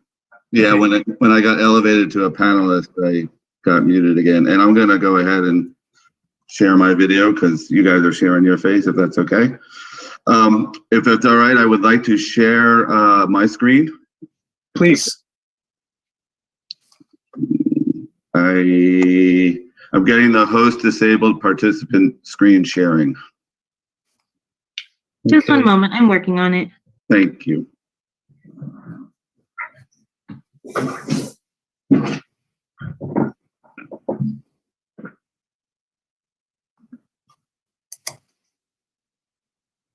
I could start, but I think it'd be helpful to have the the site plan in front of us to answer and go through a lot of the items that the commissioners and yourself have brought up. So. Hey, Aaron, this is Guido. There is under the share, it says who can share, all panelists. Are you seeing that? I am, but for some reason, I'm not able to get it to go. It says all panelists for me. Let's see. Try that. Yep. Can you try, Frank? That worked. Thank you. There you go. There you go. Okay, I'm assuming you can see the screen now? Yes. Okay, so I'm gonna start with the big picture. We did go to the Planning Commission last year. At that time, one of the things is we had a variance because we had the drive-through much closer to our property line here. That was one of the conditions from our city council approval, was to make sure we don't have a variance. So we did move the drive-through in the required setback, and that kind of went a little bit to the queuing. And so I'm going to go to the queuing side of things. The city, if you recall, commissioned an independent traffic engineer who studied several of the Starbucks in the area. Nick, that is in the past both city councils and I believe in the Planning Commission reports of the past, but there is that report available. But the end result of that study was that the traffic engineer came to the conclusion that 13 cars were needed from their study of the various existing Starbucks stores in that area. This particular details as 85th percentile was an 8-car maximum during peak hour, and a 95 percentile was 13 cars during the peak hour. So this queuing, we have all the way, we have a keep clear for the exit only here, and then continues down here. That represents the amount needed for the 13 cars. I think what we might have been taken out of context, that if there were going to be more cars, we certainly had the room to continue to stack, particularly if we have, with the condition not to go this way, which I kind of agree with, a good amount of cars before we got to, Del Monte. And so on the queuing side, to answer that question, we believe as designers for Starbucks that the 13 cars is more than enough, and then that was also proved out by the independent traffic study by the city, which we designed to. Keeping with the traffic circulation, we actually originally had a right in, right out here. Obviously, there was a median on both streets, and the discussion actually with both staff and at Planning Commission last time was that if this was a right in, this would be problematic for this intersection here of queuing as well as people exiting. And so as much as we would have liked to have kept that right in, I think we all agree that this gives us the best position to not have a problem at this drive, not allowing people to come in and allowing people to get out. And particularly now that we've added this piece of property, which, as everyone knows, I've been there a couple times, they show this driveway, but nobody ever uses it. So if you're back here, you're going back out. So I think this is going to be obviously advantageous for both this existing property over here, as well as helping us satisfy the parking requirements, because we are doing a shared parking agreement under the city code. The other item that was discussed at length, both at the last Planning Commission as well as the City Council, is the pedestrian safety. And so one of this crossing, actually, to discuss that detail, this is what I call the raised crossing, where, and I'm going to go to my grading plan, which will help a little bit. But basically, to that point, this crossing is up, raised up. So if you've probably been to some places where you're driving along and your car starts to go up, there's a crossing and then it's going to go back down. So we wanted to make sure it's very prevalent or obvious or seen that that people are coming across. It's raised up. We back to the site plan as part of our. I can't wait till we go back in person to have real, normal presentations. Sorry, that's the way I see it. We even didn't count that crosswalk in our stacking. So, yes, we could probably add a pedestrian crossing sign and even more pronounce that crossing. But that was the item of safety that we discussed. And at the time we didn't have, there was also just maybe one pedestrian access going to this point or just out to the corner. I think we came back and added this one so that people, if they came from this direction, saw a way to get there without going through the driveway. Whether or not people do what they want to do, but we were trying to design pathways so that could be the case. The other thing is back to this crossing.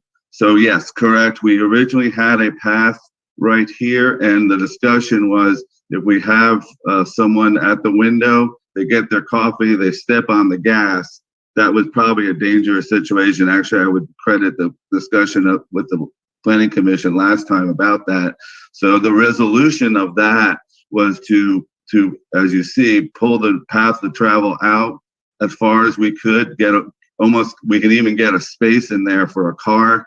There's going to be a railing right here so that people cannot just dart across here. So both of these were specifically designed and exactly I was part of as well as the condition from the city council was to make sure that we had the pedestrian safety as best as we could make it. While we're talking about landscaping, I'll get to some questions, but I did want to go and bring your attention to this one item. So it's going to be faint, but here's the sidewalk that we're installing and this is our property line. So this out here, we are proposing to landscape the corner that is the actual city right away. City property. Again, we thought it would be a good enhancement of this intersection. So I just wanted to make sure everyone's aware of that situation. I'm not sure if it was totally understood, but we were planting a new a coastal live oak out here. All our plantings are low drought tolerant and what have you. But and to that tree, we are going to be keeping that tree. Excuse me. And in fact, I was saying to my client earlier this week, we need to go hire a arborist because that tree needs some TLC, in my opinion. It's a beautiful tree. And so I might be contacting Mr. Ono later on to see if we can engage him to look at that tree. But that I wanted to bring the landscaping to your attention there. And then to some of the questions, let's see, excuse me while I get this back in view. The patio. So we originally had the patio here. We needed to keep the building intact to stay within the code of non-conforming. In other words, we couldn't reduce the building to provide a patio there. So unfortunately, we couldn't put our patio where we wanted to do that. But we do have some room along the front here to add some two tops, and we might have some other area down here to add some benches or something for some seating. So we're certainly open to it. We concur. It wasn't something that we wanted to do, but to get it to fit within the non-conforming use of the whole existing CUP and we have of the existing building, I should say, is that's how we ended up not having that patio that we had before. Did I miss? I had a question for Commissioner Woodson. I was unclear about the right turn. Is it here that you were talking about? And you don't have to answer, or you can. But that one I wasn't clear on what you were trying to. It's actually the turnout that you were discussing, and it's so what happens, just for your knowledge. So at the Dune Shopping Center on the other side of Marina, the main road that kind of circles around between the out parcel and then the main stores, there is it's literally there's two yellow lines. There's only a official one turn in to the facility. There's a second one that is a right turn in only if you're leaving, and a right turn out if you're leaving the parking lot. But what's happening is people who are coming into the mall area themselves, they want to make a left-hand turn to that 2-lane road. And even though there is a triangular area that to try to channel it and keep people from making a left turn, what happens is that the curve of that isn't big enough. And what my fear is, it's a different design issue, but I'm afraid it's going to have the same problem, that here cars will be coming this way. And I know it only because I've run into this myself. I'll be driving down Reservation and I pass something and I literally have to go 3 blocks and go like 5 or 6 blocks out of my way to make a big circle around to get back to where I want to go to. And I mean, it's going to be the same issue for your customers. Sometimes when they see it, they drive past it. They're going to have to drive all the way around the big block. And if they see that turn in, if the curve is a little bit tighter or smaller so that it's sharper, they just won't look at that and say, oh, I think I can make this anyway. So you're talking this side, or exactly where your arrow is right there? Yeah, this one. Okay. Yes. We're open to whatever design. We previously this has been as told to me that ultimately both the geometry of these two. Originally, as you know, this thing is like angled like that. Right. And Public Works wanted us to straighten it out. So we're at the end of the day, we're happy to work with Public Works and to do whatever geometry makes sense for these two instances. But and I don't think it's definitely not something to hold up on. Yeah, it's just an engineering. Like I said, it's a geometry question. The other one is very straightforward too. There were 2 yellow lines there, and there was a triangular thing that channel traffic, and people ignore it all day long because it's just human nature. Yeah, and so it's an easy fix. It was more just along. It's like, okay, just from a staff and engineering perspective, before we get into it, and fix it. Yep. Because the other option is you end up what happened in Monterey by the Monterey Peninsula College, where they created a roundabout for a dedicated right turn lane. They built the whole thing, and then they had to tear it all out because they designed it for tractor trailers and not fire trucks, and engines couldn't make it. So you don't want to have to go back and fix an engineering problem after the fact. No, you don't. I would concur with that. So, okay, that makes sense. I think I covered everything. I'm going to turn it over to Doug regarding the cross access, and I believe it gets recorded with the land. But Doug, do you want to? Yeah, certainly. Thank you, Frank, and thank you for speaking to the queuing and the access in and out, and the patio and the building as well. So to provide an update on the easement and the shared parking program here, it was determined, I think we previously reviewed this, Nick had mentioned it, that we would need an extra parking space. So in order to do that, we've determined that we will use the parking demand management program. And you know what? Excuse me, just one sec. I think I can show my face. If anyone can quickly tell me how I can use my video, I'm happy to show it. Otherwise, I'll just continue. Your video is not showing on the Oh, he's an attendee. Let's see. We'll change him to panelist, and that might help.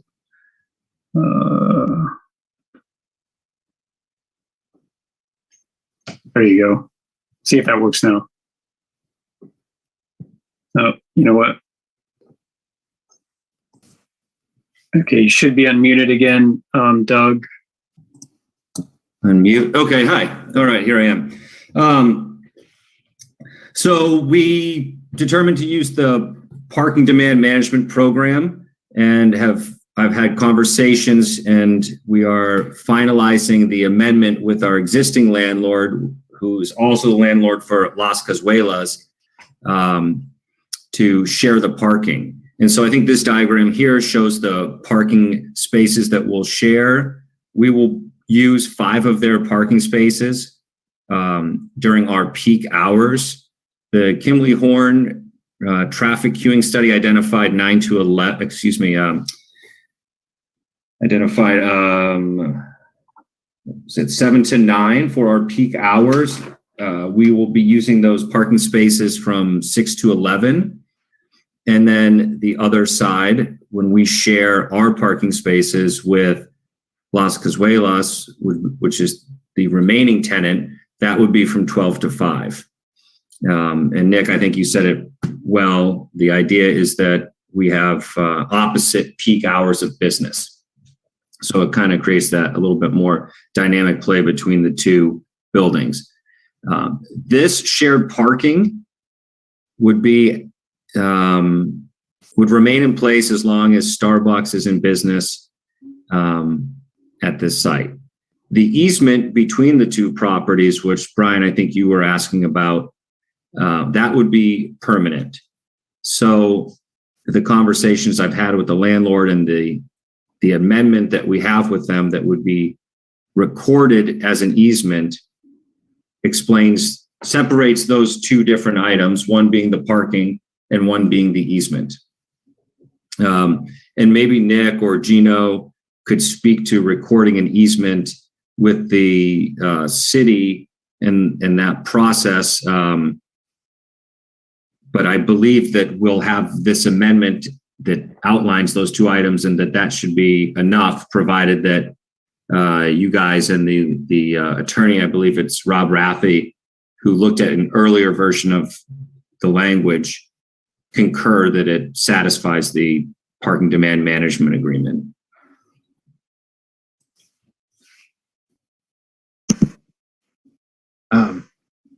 That's my understanding, is that this plan satisfies the parking agreement, and once that deed is recorded, then you have fulfilled that obligation. So,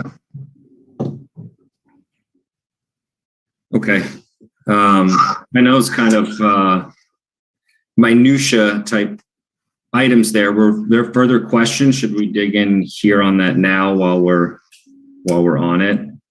I think for me, there was one question about the quality of materials, and I don't know what you'd be willing to say at this point.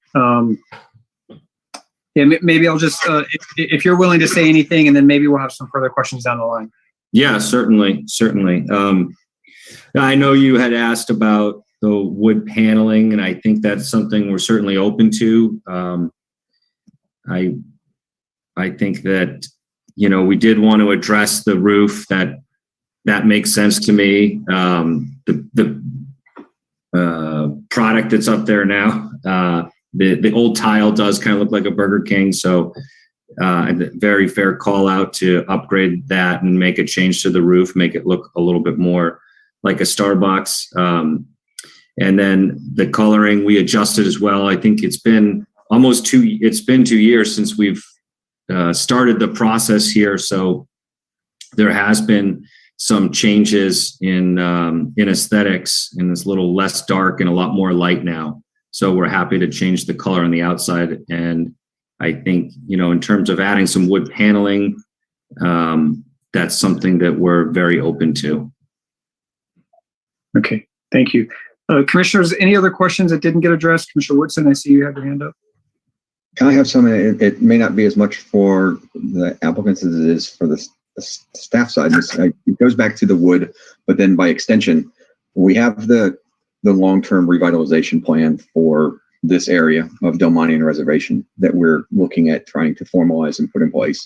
The wood paneling, the other upgrades are to help kind of bring that in line with the eventual growth. I mean, that's part of the assumption that I'm making with this. But then my question, again, goes back to the size with the outdoor patio seating. And I think it's more my not understanding on the staff side. So if the reason that they have to go back to the 1920 versus the 7, moving the patio and reducing the footprint, is they can't change the construction footprint of the building size to basically move the wall in, which would open up the patio space. And that's being driven by the conditional use permit. And if that's the case, is there any way that the city, I mean, it's our conditional use permit, that we can't look at that in light of the revitalization plan and what we're trying to do as a whole with it in a bigger picture to address that and give and put that option on the table? It seems like that the outdoor patio seating is in line with what we're trying in our intents of revitalization of this region and these areas.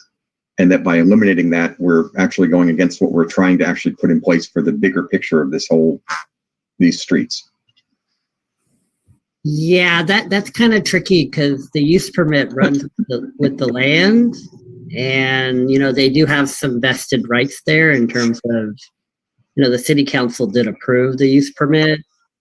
The only reason I say that is the permit that came up in August, and I went back and was looking at the actual minutes and the proposal and site plan that was taken. The site plan that was actually proposed to the city council and was approved there was actually the 1728. It was not 1920. Okay.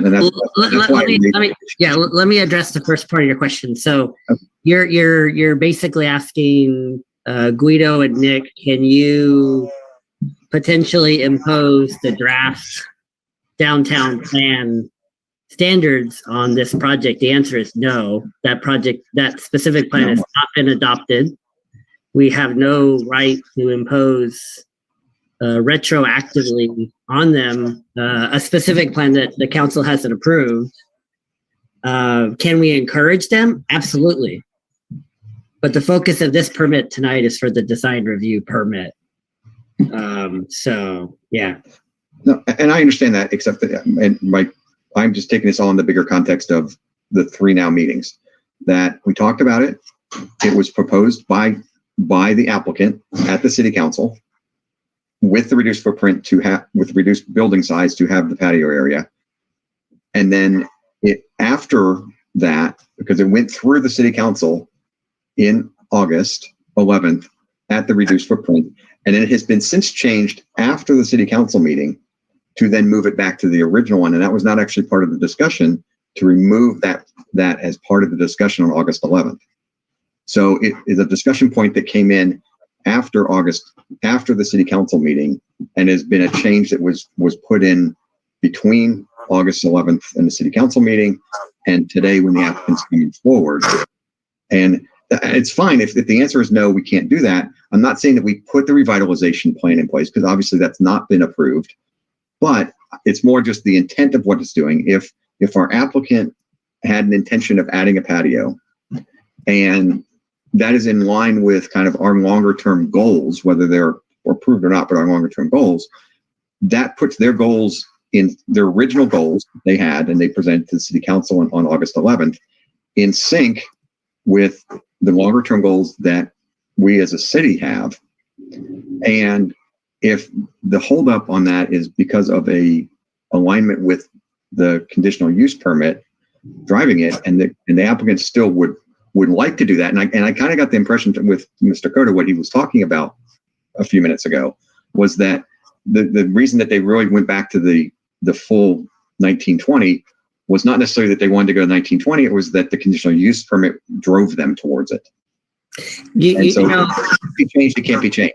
You're asking really good questions, Commissioner Woodson. Unfortunately, I've been here all of 5 weeks. And so I would have to punt to Nick in terms of, I believe him and I did look at the use permit resolution. So if Nick, if you could pull that up. in terms of what was the square footage that was approved? Because I wouldn't be able to answer that tonight. So I absolutely understand, and I apologize. I kind of muddied the waters here a little bit. No. These are all valid questions. So if we can get a square footage count, Nick, in terms of what was originally approved. So I pulled up the resolution from August. Well, you showed me the resolution in the office a couple days ago. So yeah, I have it right here. Is it? I can see my screen. Yes. And here is. Actually, you just saw 1,920. If you go back to you actually just passed it. So the building. Yeah. The applicant was incomplete for the following reasons. The building would require the applicant proposed only 26. Okay. So 1,920 is shown. Okay. To planning. That was to revised plans and an application for a variance. Reduce the parking for 20. Okay. So they asked for a variance, which the city can. And this is the proposed from January 11, 2021. Mm-hmm. All right. I was not present for this meeting because I'm also. Yeah, and maybe the applicant can speak to this change if that Doug, Mr. Murphy, if you want to speak to this question. Yeah, certainly. So I think there's about 146 pages from that city council meeting, and towards the last 5 pages of it summarize what we originally submitted and highlight some of the changes that the site plan has gone through. Okay. And it shows what we did submit because we worked with Christine Hopper and planning staff to address their concerns about the reduction in square footage previous to the city council meeting. So, Glenn, you're right that we did originally, back when we were with city planning, propose to do a 1,700 square foot building. I do have a comment on the patio I'd like to come back to because I don't want that to go. I'll come back to it in a moment. And beyond that, as we started to move towards city council and worked with Christine Hopper and planning staff, they raised the issue about not being able to change the structure of the building to retain the use. So we kept the original size of the building and disregarded the patio because of that. I think, it is something we would love to encourage more walking and sitting outside. But the other piece that I wanted to bring up that had come up a couple times was that it's actually a very high wind zone where we are. We have an existing patio at our store right now that doesn't get used very much. And the patio that we had originally started to, when we reduced the square footage of the building and then made that outdoor patio, a lot of the commentary we received was, well, it looks really nice, but no one will sit out there because of the wind. And so maybe what you could do is enclose it. So I think we had a couple iterations with it. I think it, maybe there's another solve for this, which I think Nancy, you had brought up, putting some benches outside to kind of encourage people to sit outside, and where we had some landscaping. I think we're very open to that. And maybe that makes a little more, maybe that's a better move at this point. Doug, if I may, yeah. And I just wanted to get to, I actually researched my notes. So the issue with it's not the CUP, I'm sorry, I misspoke. It's actually the existing conditions of the site are not in conformance with the current zoning. And so we cannot make the non-conforming use worse. So that's what put us back to the building, using the building as it sits today. That's how it's been explained to us by your counsel. Okay. And I want to make sure we get it to the public. I know we've got people patiently that have been waiting. So if we can, unless there's any other significant questions for the applicant, I'd like to go out to the public, and then we'll come back for discussion. And if the applicant doesn't mind standing by, we may have a few more questions before we take a vote. Okay. Commissioners, any objection to that? Okay, let's go out to the public. We will open public comment. If any member of the public would like to speak on this item, please raise your Zoom hand. You'll have up to 4 minutes to do so. I see a couple hands going up already. Let's start with Lisbeth Vischer. You will be unmuted here. If I can figure out how to do that. Okay, I think you figured it out. Go ahead. Good evening. Good evening. Lisbeth Visser, resident of Marina. I have a few remarks and questions. For me, it is always sad to see a building designed around cars. I know there's nothing we can change about that. And it is unfortunate that the downtown vitalization plan has not yet been approved. I think that the lighter colored roof will be an improvement. And please use high-end, classy materials for this important location and maintain it very well. Just like Nancy Amadeo, I noticed that the outdoor seating has been eliminated. Could the open space at the corner of Del Monte Boulevard and Reservation Road be used for outdoor seating? If it's outside of the lot owned by the developer, is it owned by the city? I would like to see a nicely designed patio at that very important location for downtown Marina with a wind block. It could include a flagpole that can be part of the flags that are regularly being displayed downtown, and maybe also a display to post city council and planning commission meetings. We all know that Marina lacks a central square. This could become a mini version of it. I understand why the exit-only option was chosen for the Reservation Road. Unlike at the right-in, right-out situation near the Starbucks at the Dunes, I assume that there will be an official traffic sign to make it illegal to make a right turn from Reservation Road. Is bicycle parking included in the design? If not, can it still be added? I'd like to share parking agreement with the adjacent restaurant. It makes sense because of the different busy times. I realize that parking already might be tight, but has it been considered to add charging stations for electrical vehicles? This can draw drivers from Highway 1 to Marina, not just for the Starbucks and the neighboring restaurant, but also to other businesses in downtown Marina. Is it too late, or can they still be added, either in the Starbucks parking lot or in the restaurant's parking lot? And finally, I would like to thank staff and the applicant for their presentations and all commissioners for the time they are donating to our city. Thank you very much. Thank you, Lisbeth. All right, next up we have Sarah. We will unmute you, and you have up to 4 minutes. Hi, good evening, staff and commissioners. Once again, my comments will be pretty brief. So I definitely thank the applicant for joining those parking lots. It's definitely a nightmare right now going into the Starbucks Las Casuelas parking lot, not to mention a little bit dangerous at times. So I think that's a wonderful idea, wonderful addition. Just my personal opinion, I'm not too crazy about the color. It still looks like a Burger King to me, and kind of has a 90s vibe to it. I really like the Starbucks location in Seaside. I believe that's on Fremont, if I'm not mistaken.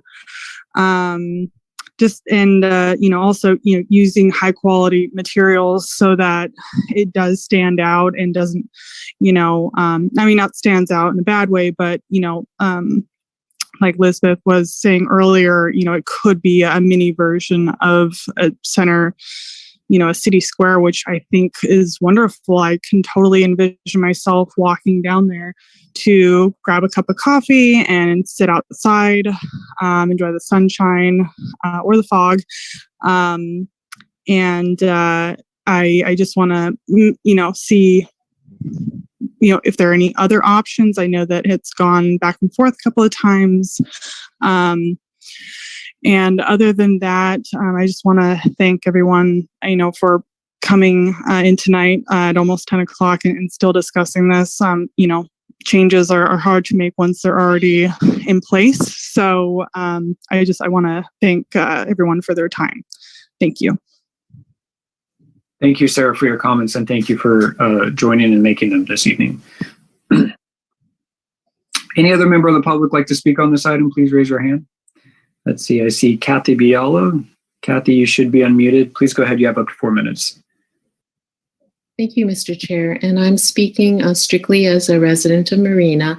And I just want to emphasize again the comments that I hear from the public and from the dais are related to safety, which I think has been really thoroughly covered. And I think the applicant has really tried their very best to make it for their own sake, as well as the sake of our residents, of course. And the other is design. And I truly understand that we cannot apply the downtown specific vitalization plan to this application because we haven't approved it. I think that the issue is that this corner is so important to us because it is the first property that will welcome people to our downtown when we finally get that going. So it has a very unique place in the minds of our residents. And so I think that Chair McCarthy's comments and other of the public about the design of the building is really from that standpoint that this is such a key place to Marina. And I think the Seaside Starbucks is a wonderful sample of that kind of use of other materials that kind of brings that modern, very clean, crisp, and interesting look to that corner. And I think the push for people to want patios is along that same line. Is the first thing that we see, do we see something lovely like the Seaside Starbucks? Or do we see something pretty bland and industrial looking to me? And do we even have the patios, which I know the wind is a factor, but depending on which side of the building you place that on, you might not have such a big problem with that. But again, it connotes people sitting around enjoying themselves. The design of the building attracts people, your eye to that facade. So again, this is just to remind the applicants who have worked very hard with us, and we're very pleased about having Starbucks in Marina. But if we can do everything with that understanding that this property is so important to us in terms of it being the welcoming sign for our downtown. Thank you very much, Mr. Chairperson. Thank you, Kathy. Any other member of the public like to speak on this before we close public comment? Please raise your hand. Not seeing anyone. We'll just give you another second here. Okay, we'll go ahead and close public comment and come back to the commission. I didn't hear any direct questions with the exception of maybe, and I always mispronounce your name, so I'm going to try really hard. Lisbeth talked about a bicycle rack. And so I don't know if the applicant's willing to speak on whether the implementation of a bicycle rack is possible. Yes, Frank Coda again. Yeah, we will be providing bike parking. It's actually required under the Green Building Code of California as well. So we will be providing bike parking. Okay, thank you. And so at this time, we'll open it up for discussion with the commission before we entertain a motion. Not seeing any hands right away, so I have a couple items that I'd like to bring up, and that is regarding outdoor seating. So I'm looking at the south elevation, and I can tell you, because I'm a frequent user of Burger King, more so than I really care to admit, but that south elevation is excellent. It gets incredible morning sun. It's totally protected from the wind. I'm there quite often. Very different than the other Starbucks site where you're right. The wind does kind of blow through there, and it makes for a very cold outdoor experience. And more so where you've got that planting material, it's actually quite a bit of land there. So I see a huge opportunity to have a robust outdoor seating area there if maybe you're able to reconfigure the landscaping. So I don't know if you've thought that through, or if there's if the applicant's willing to speak on that.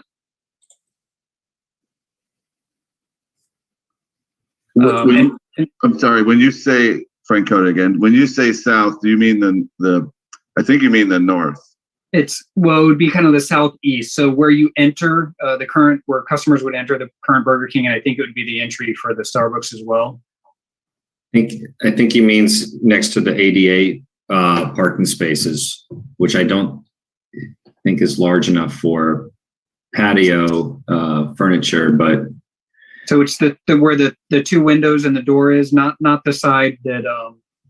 So it's, I guess it's more of an east facing, and you've got a row. Del Monte Boulevard's west. Do you mean east on the that's facing the residential property line? Yes, that's correct. Okay, I think that's where we were thinking we could fit chairs. Yeah. That I would call that Project East for talking purposes. Yeah. So that we believe we have enough room to add some two tops along the wall there, so we can get some seating in. Okay. And I'm just wondering, have you considered kind of breaking up the landscaping so you could get some maybe four tops and larger seating in there as well, or is two tops kind of where you think you're at? I think that's where we're at, and mainly because we have some topography between the parking lot. If you were familiar, then you kind of step up to get into the current Burger King entry from the parking spaces. So unfortunately, we have some topography and we have some landscaping there. I mean, I guess I was leaning towards some planting material more than just concrete, but again, that's always the trade-off, right? And to be clear, I'm not suggesting totally removing planting, but you've got a row of, let's see, 1, 2, 3, 4, 5, 6, 7, 8, 9, 10, 11, 12, 13, 14 plants. I mean, maybe if you just took half of them out, right, and broke it up a little bit, it just seems like there might be some opportunities there. And then my last comment is just, again, regarding those materials. And, I want to say, I know that the decision of the Planning Commission the last time you were around wasn't the one you were looking for. And, we maybe got off to kind of a rough start, but, we're at, and we're thrilled that we're moving along. And, Marina is a community, as you may know, that it was a disadvantaged community, as referenced by the census. And we're very in tune to kind of what our neighbors have. And I get the question a lot, well, why is it good enough for Seaside or Monterey and not good enough for Marina? And so what I would ask is, really, if there's, and I know Starbucks as a company, your client has a reputation for working with disadvantaged communities in their supply chain and all of that. So really kind of considering that. And I would love to see some of those earth tone materials that we see in some of the higher end Starbucks at our neighbors implemented. And I'm wondering if it sounded like you were open to that idea. And I'm wondering if you have any ideas or what you can say about that. Yeah, we actually, when Nick brought it up, we talked internally, and we certainly can add some wood siding. I wouldn't want to do. I did the one in Seaside that's all wood. I think that's a little overdone I think generally in today's world. So, but I think we can do some wood siding along certain key areas of the walls to give it some flair and some warmth. That's what we were thinking. Okay, thank you for that response. With that, I'll turn it over to Commissioner Amadeo. I see your hand up, followed by Commissioner Rana. Thank you, Chair. I'm going to go back to the outdoor world. That seems to be the major concern. And I'd really like to address what Lisbeth Vischer commented on. And she said the flagpoles and, a nice corner area for seating, et cetera. And maybe a place to display council meeting agendas and city commission agendas, planning commission agendas. And that's exactly what's across the street from you, where the Jack in the Box is it's primarily seating with a little bit of landscaping. They've even got walls in order to cut down on the wind. And they have a place to display agendas, and they have multiple flagpoles. I don't think it's important to duplicate what's across the street, but to complement so that both sides of the street feel very welcoming. And part of being welcoming is expressing this as a place to come sit and enjoy being here in Marina, and please enjoy it here at Starbucks. And so I do agree with the comments of the chair regarding having some seating at what we consider the front of the building, which is actually not on the street side, it is on the parking lot side, but also cutting down a bit on the landscaping in order to encourage people to use that corner where there's a lot of space. And there may not be the kind of space to be able to put tables, but benches where people will still gather where there are benches to sit at and communicate with their friends and neighbors. And so if that can be incorporated, and better articulation on a building that already exists. The building is boring. And I think that's what you're hearing, and changing the color doesn't change it from being boring. So if there's something you can do to address better articulation on a flat surface to make it more eye appealing, that is something that I would love to see. Thank you, Commissioner Amadeo. Commissioner Rana? Yes, I have a comment and also a concern that there is exit from the facility to on the reservation road. And this is one of the busiest intersections of Marina, and kind of a blind spot also for the traffic which is coming from Del Monte to reservation. So my suggestion is that the cars which are turning into Reservation Road, there should be some kind of a control there, maybe a stop sign or even a speed bump, so that, anyone who is entering into the street is kind of slowed down and careful, because there's also a bike lane which the cars are crossing. So that is one aspect. And another is the visibility aspect also, because the cars are turning into the ongoing traffic, looking towards left, towards the intersection. When we have when the landscaping is planned, it is planned in such a way that it does not obstruct the view for the cars which are turning into the street. Thank you. Thank you, Commissioner Rana.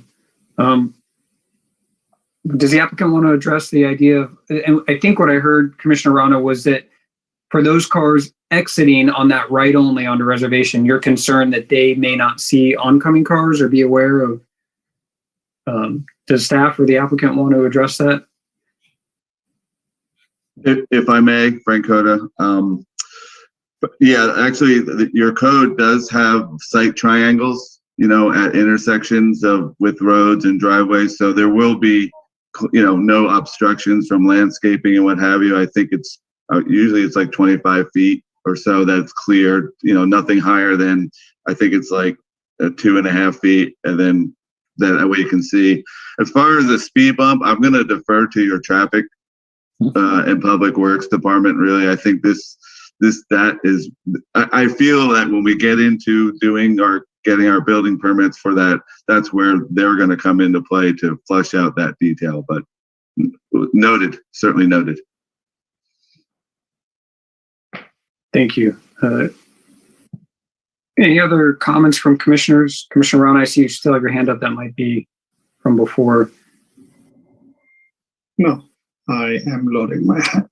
Okay. The only other comment, I always say that, the comment that I have is, again, the concern about that right only. I'm really concerned what it means to have people coming from 3 directions having to make a U-turn on our city streets to get to this one business. It sounds like there's no easy solutions. It sounds like Mr. Cota and his team have looked at that and have agreed that it's the best solution to have the right only. I just, I'm concerned about it, and I'd just be curious if other commissioners share that concern or have any ideas on solutions for that. I'm not seeing any hands. There's no other comments. We can entertain a motion, or we can discuss some more. I think, I think the right thing to do on this is to approve the motion, recommended motion from staff. I have some conditions I'd like to at least suggest and see where they go. But if there's a motion to be made first, Commissioner Amadeo? I will make the motion to approve the resolution with the conditions and with the findings and conditions as stated in the staff report. I would also like to at least add a condition that there is some kind of outdoor seating made available to the public. And if it gets a second and there are further conditions, as the maker of the motion, I would consider those conditions. Thank you, Commissioner Amadeo. Is there a second to the motion? I second. Thank you, Commissioner Rana. We'll open it up for discussion. So I guess I would ask if you'd be willing to accept some friendly amendments that in addition to requiring some outdoor seating, that we give the developer the latitude to adjust the landscaping on the east elevation by up to 50% if they would like. They're not required to, but to allow for more than just two top tables. I really do think once the developer spends some time on that elevation, they will realize what a great site and what great morning sun that spot gets. And then the second condition is kind of also, I think Commissioner Amadeo was part of your original motion, but in terms of higher quality wood tone materials being used, consistent with other Starbucks in the area. And then I guess just to make it unambiguous, I'd like to assign some kind of percentage to the facade that maybe that, and I don't know what would be reasonable, if it's, 15, 25%, 30%. If I could make a suggestion on that. Please. Maybe making it more like in an interior would be wainscoting.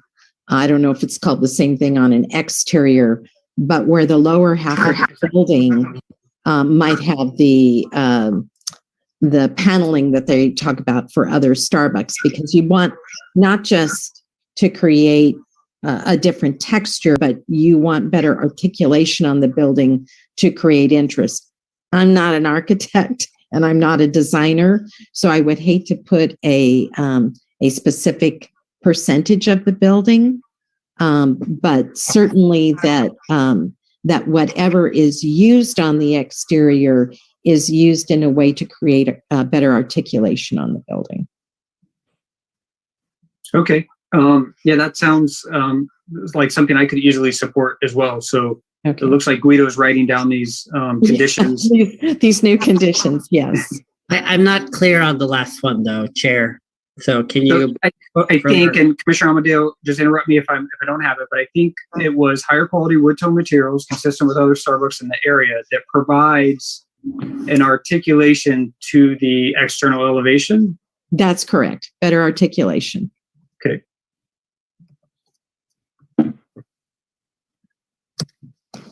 And part of the reason why I say that is the part that faces the street just has that one window on it.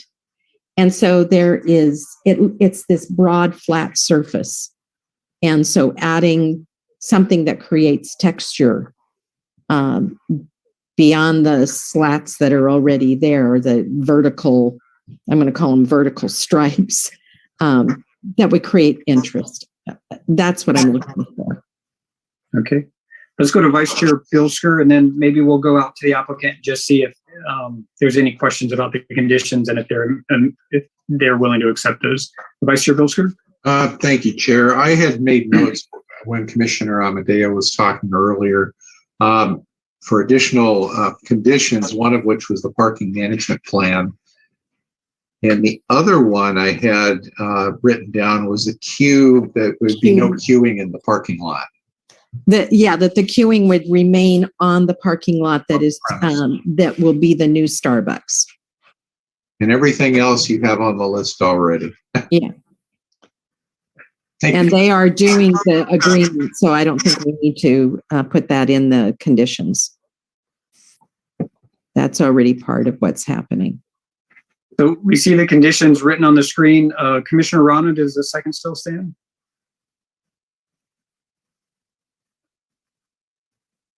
You're muted, Commissioner Rana.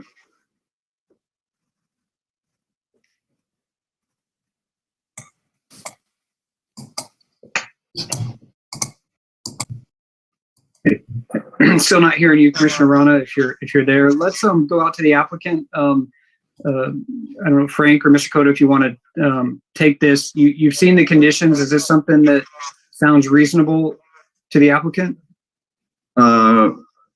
Yes, sir. Yeah, I was going to just say one thing on the wainscoting. It's probably not the right building for a wainscoting, but I agree with the condition as written. Great. Okay. Yeah. And I think the intent of the commission is to give you, the applicant, great, flexibility in doing what you think is great from a design perspective. I mean, we're not designers, as Commissioner Amadeo mentioned, but we also put a lot of faith that you would provide something great and something that Marina could really be proud of. Any other comments before we go to a roll call vote? Commissioner Rana, if you're unable to unmute yourself and just confirm that the second still stands. Yes. Okay. I'm not seeing any hands up, so let's go to roll call vote. All right. Can everyone hear me? Yes. Okay. Chair McCarthy? Yes. Vice Chair Bielsker? Yes. Commissioner Amadeo? Yes.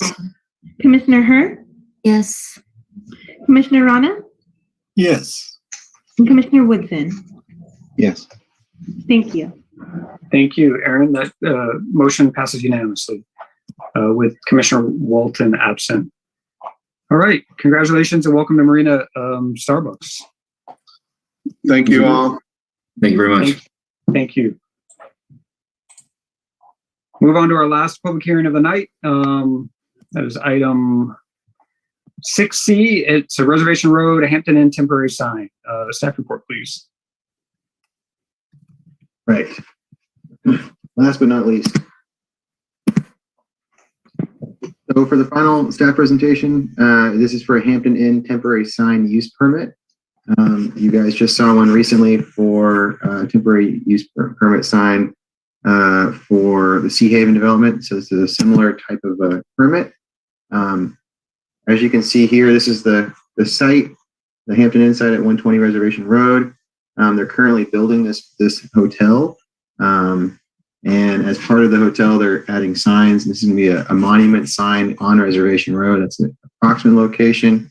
Here's a much more fine detailed exhibit from the applicant showing the proposed hotel. It's going to be 4 stories, 90 guest rooms.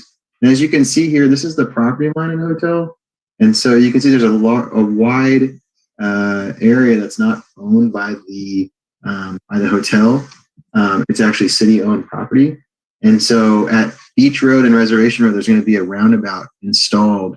I spoke to our director of Public Works, Brian, and he said that roundabout is tied to the Marina station development. So when the Marina station development starts going in, some of the funding from that, we'll get funding from that to do the actual roundabout. So when we do the roundabout, that'll push the road closer to the actual hotel building and allow them to move the sign at that time to their site. This is what the sign will look like. It's going to be 7 feet tall, which meets our, I'll go actually to the detail, which if it was on private property would meet our design standards and guidelines for monument signs. So this sign is is important to be for this site because it will provide direction for resident or for guests of the hotel to know where the hotel is, and it'll help them get to and not be driving around looking for the hotel. It's directional in type. The design, color, and materials are going to match the existing or what they're building. They're actually adding the signs now, but it's the same design, the same style as the proposed Hampton Inn signs that they've already that they're going to have on the building itself. And as I said, it's going to be just 7 feet tall, so it matches our limitation. This is a much shorter presentation compared to the other ones. Staff recommends that the Planning Commission approve the conditional use permit for this sign. I spoke with our director, Guido, and we came up with 3 years for a period of 3 years, with the ability to administratively extend 1 year 2 different times for a total of 5 years. So what that would mean is that with an approval like this, you would approve it for 3 years, that it can keep the monument sign there for 3 years. And then if that roundabout has not been built yet, then it would be extended another year administratively 2 times. And then if at any point the roundabout project goes forward, at that time it would move to private property with a sign permit at that time. So that is my presentation. I'm going to stop sharing now. Thank you, Nick, for the presentation. Any questions on the staff report from commissioners? Please raise your hand. Vice Chair Bilsker, followed by Commissioner Amadeo. Thank you, Chair. I'm a tidbit confused as to the property line, because when I look at the Exhibit A, which shows the drainage pond and so on, I read the driveway back at the west property line. But how are you going to avoid that drainage pond? Where, is there a diagram that indicates where the final property line? Yeah. Where the roundabout is going to be built. Yeah, sorry, I should have mentioned that right now, this is the entrance, but they're going to move the entrance to the other side after the roundabout goes in. So the entrance will actually shift. So right now it's a very long distance to get to the public right of way right here. And then when the roundabout goes in, they're going to shift the entrance to this side at that point. And so at that time, I believe their plan is to move the sign over to their property over here when it's close to the public right of way. And the applicant can explain that in a better way than I can, those future plans. I believe they're here. I haven't had to check I just wasn't sure. I wasn't sure where the property line was going to, or where the street was going to actually end up when everything was finished. Yeah, I don't have I don't have those plans ready. I would have to I'd have to get back to you on where exactly the street's going to be located. I'd have to work with Brian to see if we've actually done any. If we've had any engineering done on those yet. I'm not aware if it has been done or not. So I have to get back to you. Okay. Thank you. Thank you, Vice Chair Bilsker. Commissioner Amadeo? My question was basically the same. And when you said here and here and here, I saw no cursor on the screen. Oh, sorry. So it didn't mean anything to me. So if you can maybe try that again so I understand where it's going to be moved to. I walk past it all the time. I live over in that area. So I know where the entrance is and therefore approximately where the sign's going to go now. Mm-hmm. But I have not a clue where it's going to go here is. So there's the entrance that's near the off-ramp of Highway 1, which is where you can see the C on this diagram. Yes. There's a second entrance below, which is sort of the southeast side of the property. And you can see that there's a long driveway here. I see. I was looking for your cursor. It took me a while to find your cursor, but I see it. All right. Yeah. Thank And so you. so when the road comes in, there'll be this intersection here on the eastern side of this plan right now, Beach Road and Reservation Road. So that will be it'll widen the road and it'll have a pretty large roundabout. And so that roundabout will change that intersection, that whole area pretty significantly. Okay. And therefore shorten that driveway. Correct. Okay. Correct. So this driveway here, will get much, much shorter because the public right of way will hug this property line a lot closer. Okay. Yeah. Now I understand. Thank you. Yeah. Sorry. I didn't realize you couldn't see my cursor and I couldn't see your cursor, so I didn't know where you were talking about. Thank you very much. Of course. Thank you, Commissioner Amadeo. Any other commissioners have questions of the staff report? Okay, not seeing any hands. I don't think I'm missing anyone. Let's see if there's an applicant that would like to make any kind of presentation. I don't see anyone in the audience, so I don't think there is, but am I missing someone, Nick? Mr. Cardoza, is that? Cardoza is he's with our broadcasting. Okay. I don't see anyone in the audience that I recognize as an applicant. Okay. And let's go out to the public and we'll come back for commissioner comments and questions. Would any member of the public like to speak on this item? You have up to 4 minutes. Please raise your hand. Not seeing any hands. We'll just give it another couple seconds. Okay, not seeing any hands. So we will bring it back to the commission. We will close public comment for discussion. Any commissioners like to discuss this?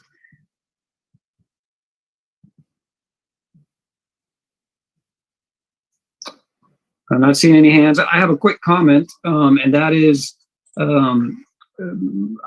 most of the existing staff wasn't with the city at the time, but several years ago we looked at revising and taking a really strong look at our sign ordinances. And I think we took a brief preliminary look, and then it just kind of got lost in everything that you guys are tasked with doing, which I know is a tremendous amount. So I'm not suggesting that it comes back. I just wanted to give that history. I think there are some opportunities certainly to improve our sign ordinance. One area that I'm always concerned about is illumination. I noticed there was no, and I forget what you call that on the staff report, but a kind of a metric of how bright the sign will be. I don't think that's going to be an issue with this sign, so I'm not going to ask a question regarding it, but I generally am concerned with that. So yeah, I just kind of wanted to make that comment that our sign ordinance was something the commission had looked at, and I think it kind of got halted. But other than that, I think this is a pretty easy decision in my book, but I'd be curious to see what the rest of the commission thinks. Any discussion? And if not, I'd be happy to entertain a motion.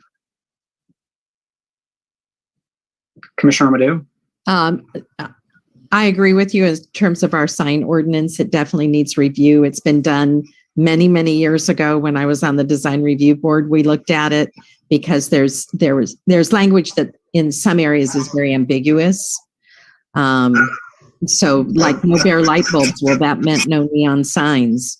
And we have neon on some of our buildings. So, things like that just need to be addressed. I agree. But in this case, I don't see any of it as an issue. So I would make the motion that we approve the resolution with the findings. I think there were four findings, and for 3 years with it being able to be extended 1 year at a time for 2 more years administratively. We have a motion by Commissioner Amadeo. We have a second? I second.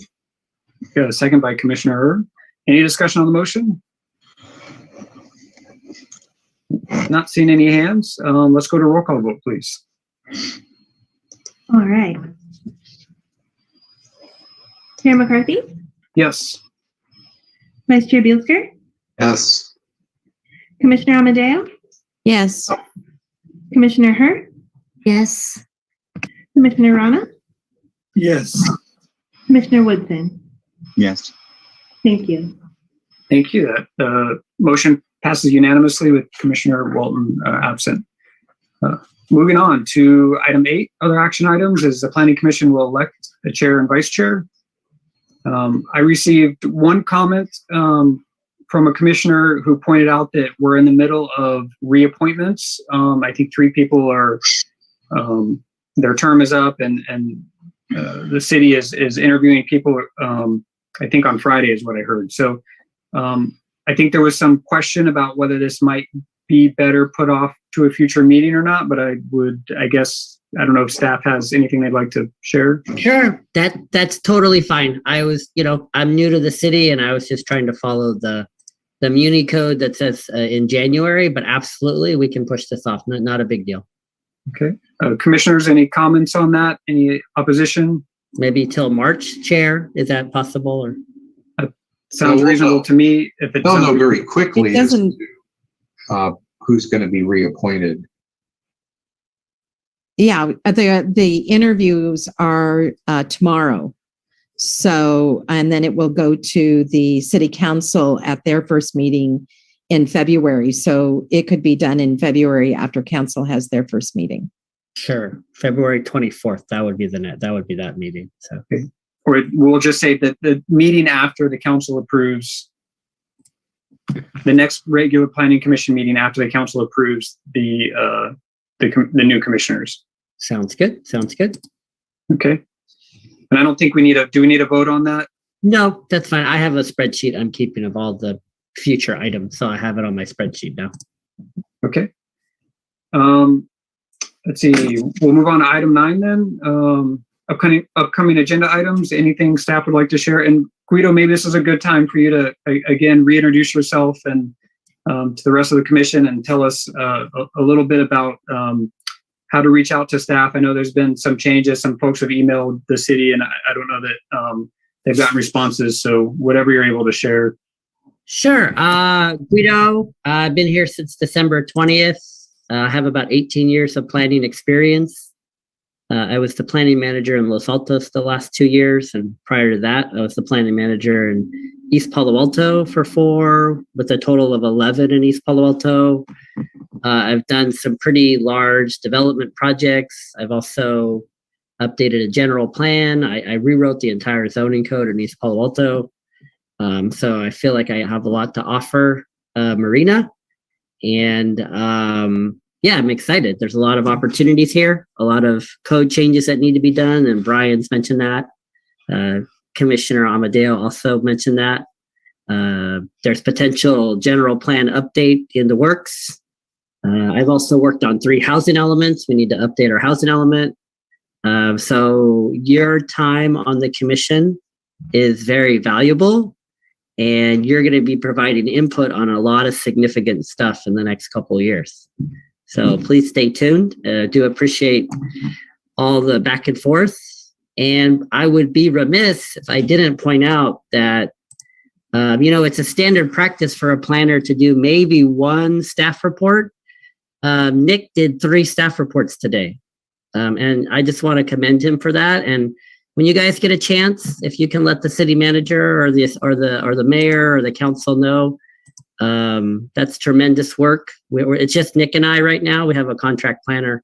And so I appreciate his work, and also appreciate Aaron being here today as well. But just wanted to specifically point out, Nick, that he did 3 reports, presentations, and did all the interface with the applicants. And so just thank you, Nick. So. And Guido, if commissioners have questions they want to ask of staff, what's the best email? Should they carbon copy everybody? What would you prefer? Carbon copy everybody and staff, that is. Well, if it's for a specific project, probably just the planner working on it. Or if you want to just email it to me, and then I could funnel it to whoever I am assigning it to. We do have a planning email. It's planning@cityofmarina.org, but you can just go ahead and send it to me for now. So. Okay. Well, I know speaking for myself, welcome. And I know I've shared this with you before. I think we're really excited. You're right. There's a lot of opportunities, which is code word for a lot of work. Yep, that's right. Don't envy the amount of work that is possible for you to achieve, but I'm excited to see what's possible. So Thank you. Thank you. And I add to that, not Please, only is it a lot of work, it's not enough people. So I certainly hope council does its part and funds the people and that they come on board soon. Yeah. Amen. Amen. Regardless, welcome, Guido. Thank you. Thank you. Thank you. Vice Chair Bilsker, I see you have your hand up. Yes, sort of a question for Guido. Back in, I want to say it was October, we started the process of a hydrology. We had a hearing on hydrology's equipment in a lake, and it came back from the city attorney saying that we would have to rehear that. Yeah. December 9th. And some of us are sort of curious as to if that's coming back or not, because that would seem to be a serious matter. Yeah, I was tasked with that. I barely got the contract signed. So we do have to do a little bit more intensive environmental CEQA work. So I've been tasked with getting that contract. I did get the contract signed by the city attorney and the city manager last week sometime. So I do need to have a kickoff meeting with our consultant, and then that absolutely will have to come back to you guys. So. Thank you, Vice Chair Bilsker. And we're kind of getting into commissioner comments as well, which is fine. I'd like to say that I noticed that Catalyst Cannabis Dispensary opened up this weekend, which was in the space that the Pacific Roots building was. And I was just a little surprised to see that. I had some questions about if it is meeting the intent of all of the reviews that happened. And so I'm just wondering if maybe you could come back to us with some more information at some point with what's going on at that site. Yeah, absolutely. So let me share with the commission. So I keep a rolling spreadsheet of all the items coming. So I have on February 10th to give the commission an informational item on that catalyst. So I will report out what I've found out at the next meeting. So excellent. Thank you. Good, Commissioner Amadeo. One of the things that I've been concerned about is we've approved a number of projects, an apartment complex across from the Chispa senior housing, low income housing next to the post office. Right. And it was approved when I was on city council. And so we all know that's been a few years ago, and nothing's happened. And I wondered if they've walked away. If you send me the address tomorrow, I can look up the permits.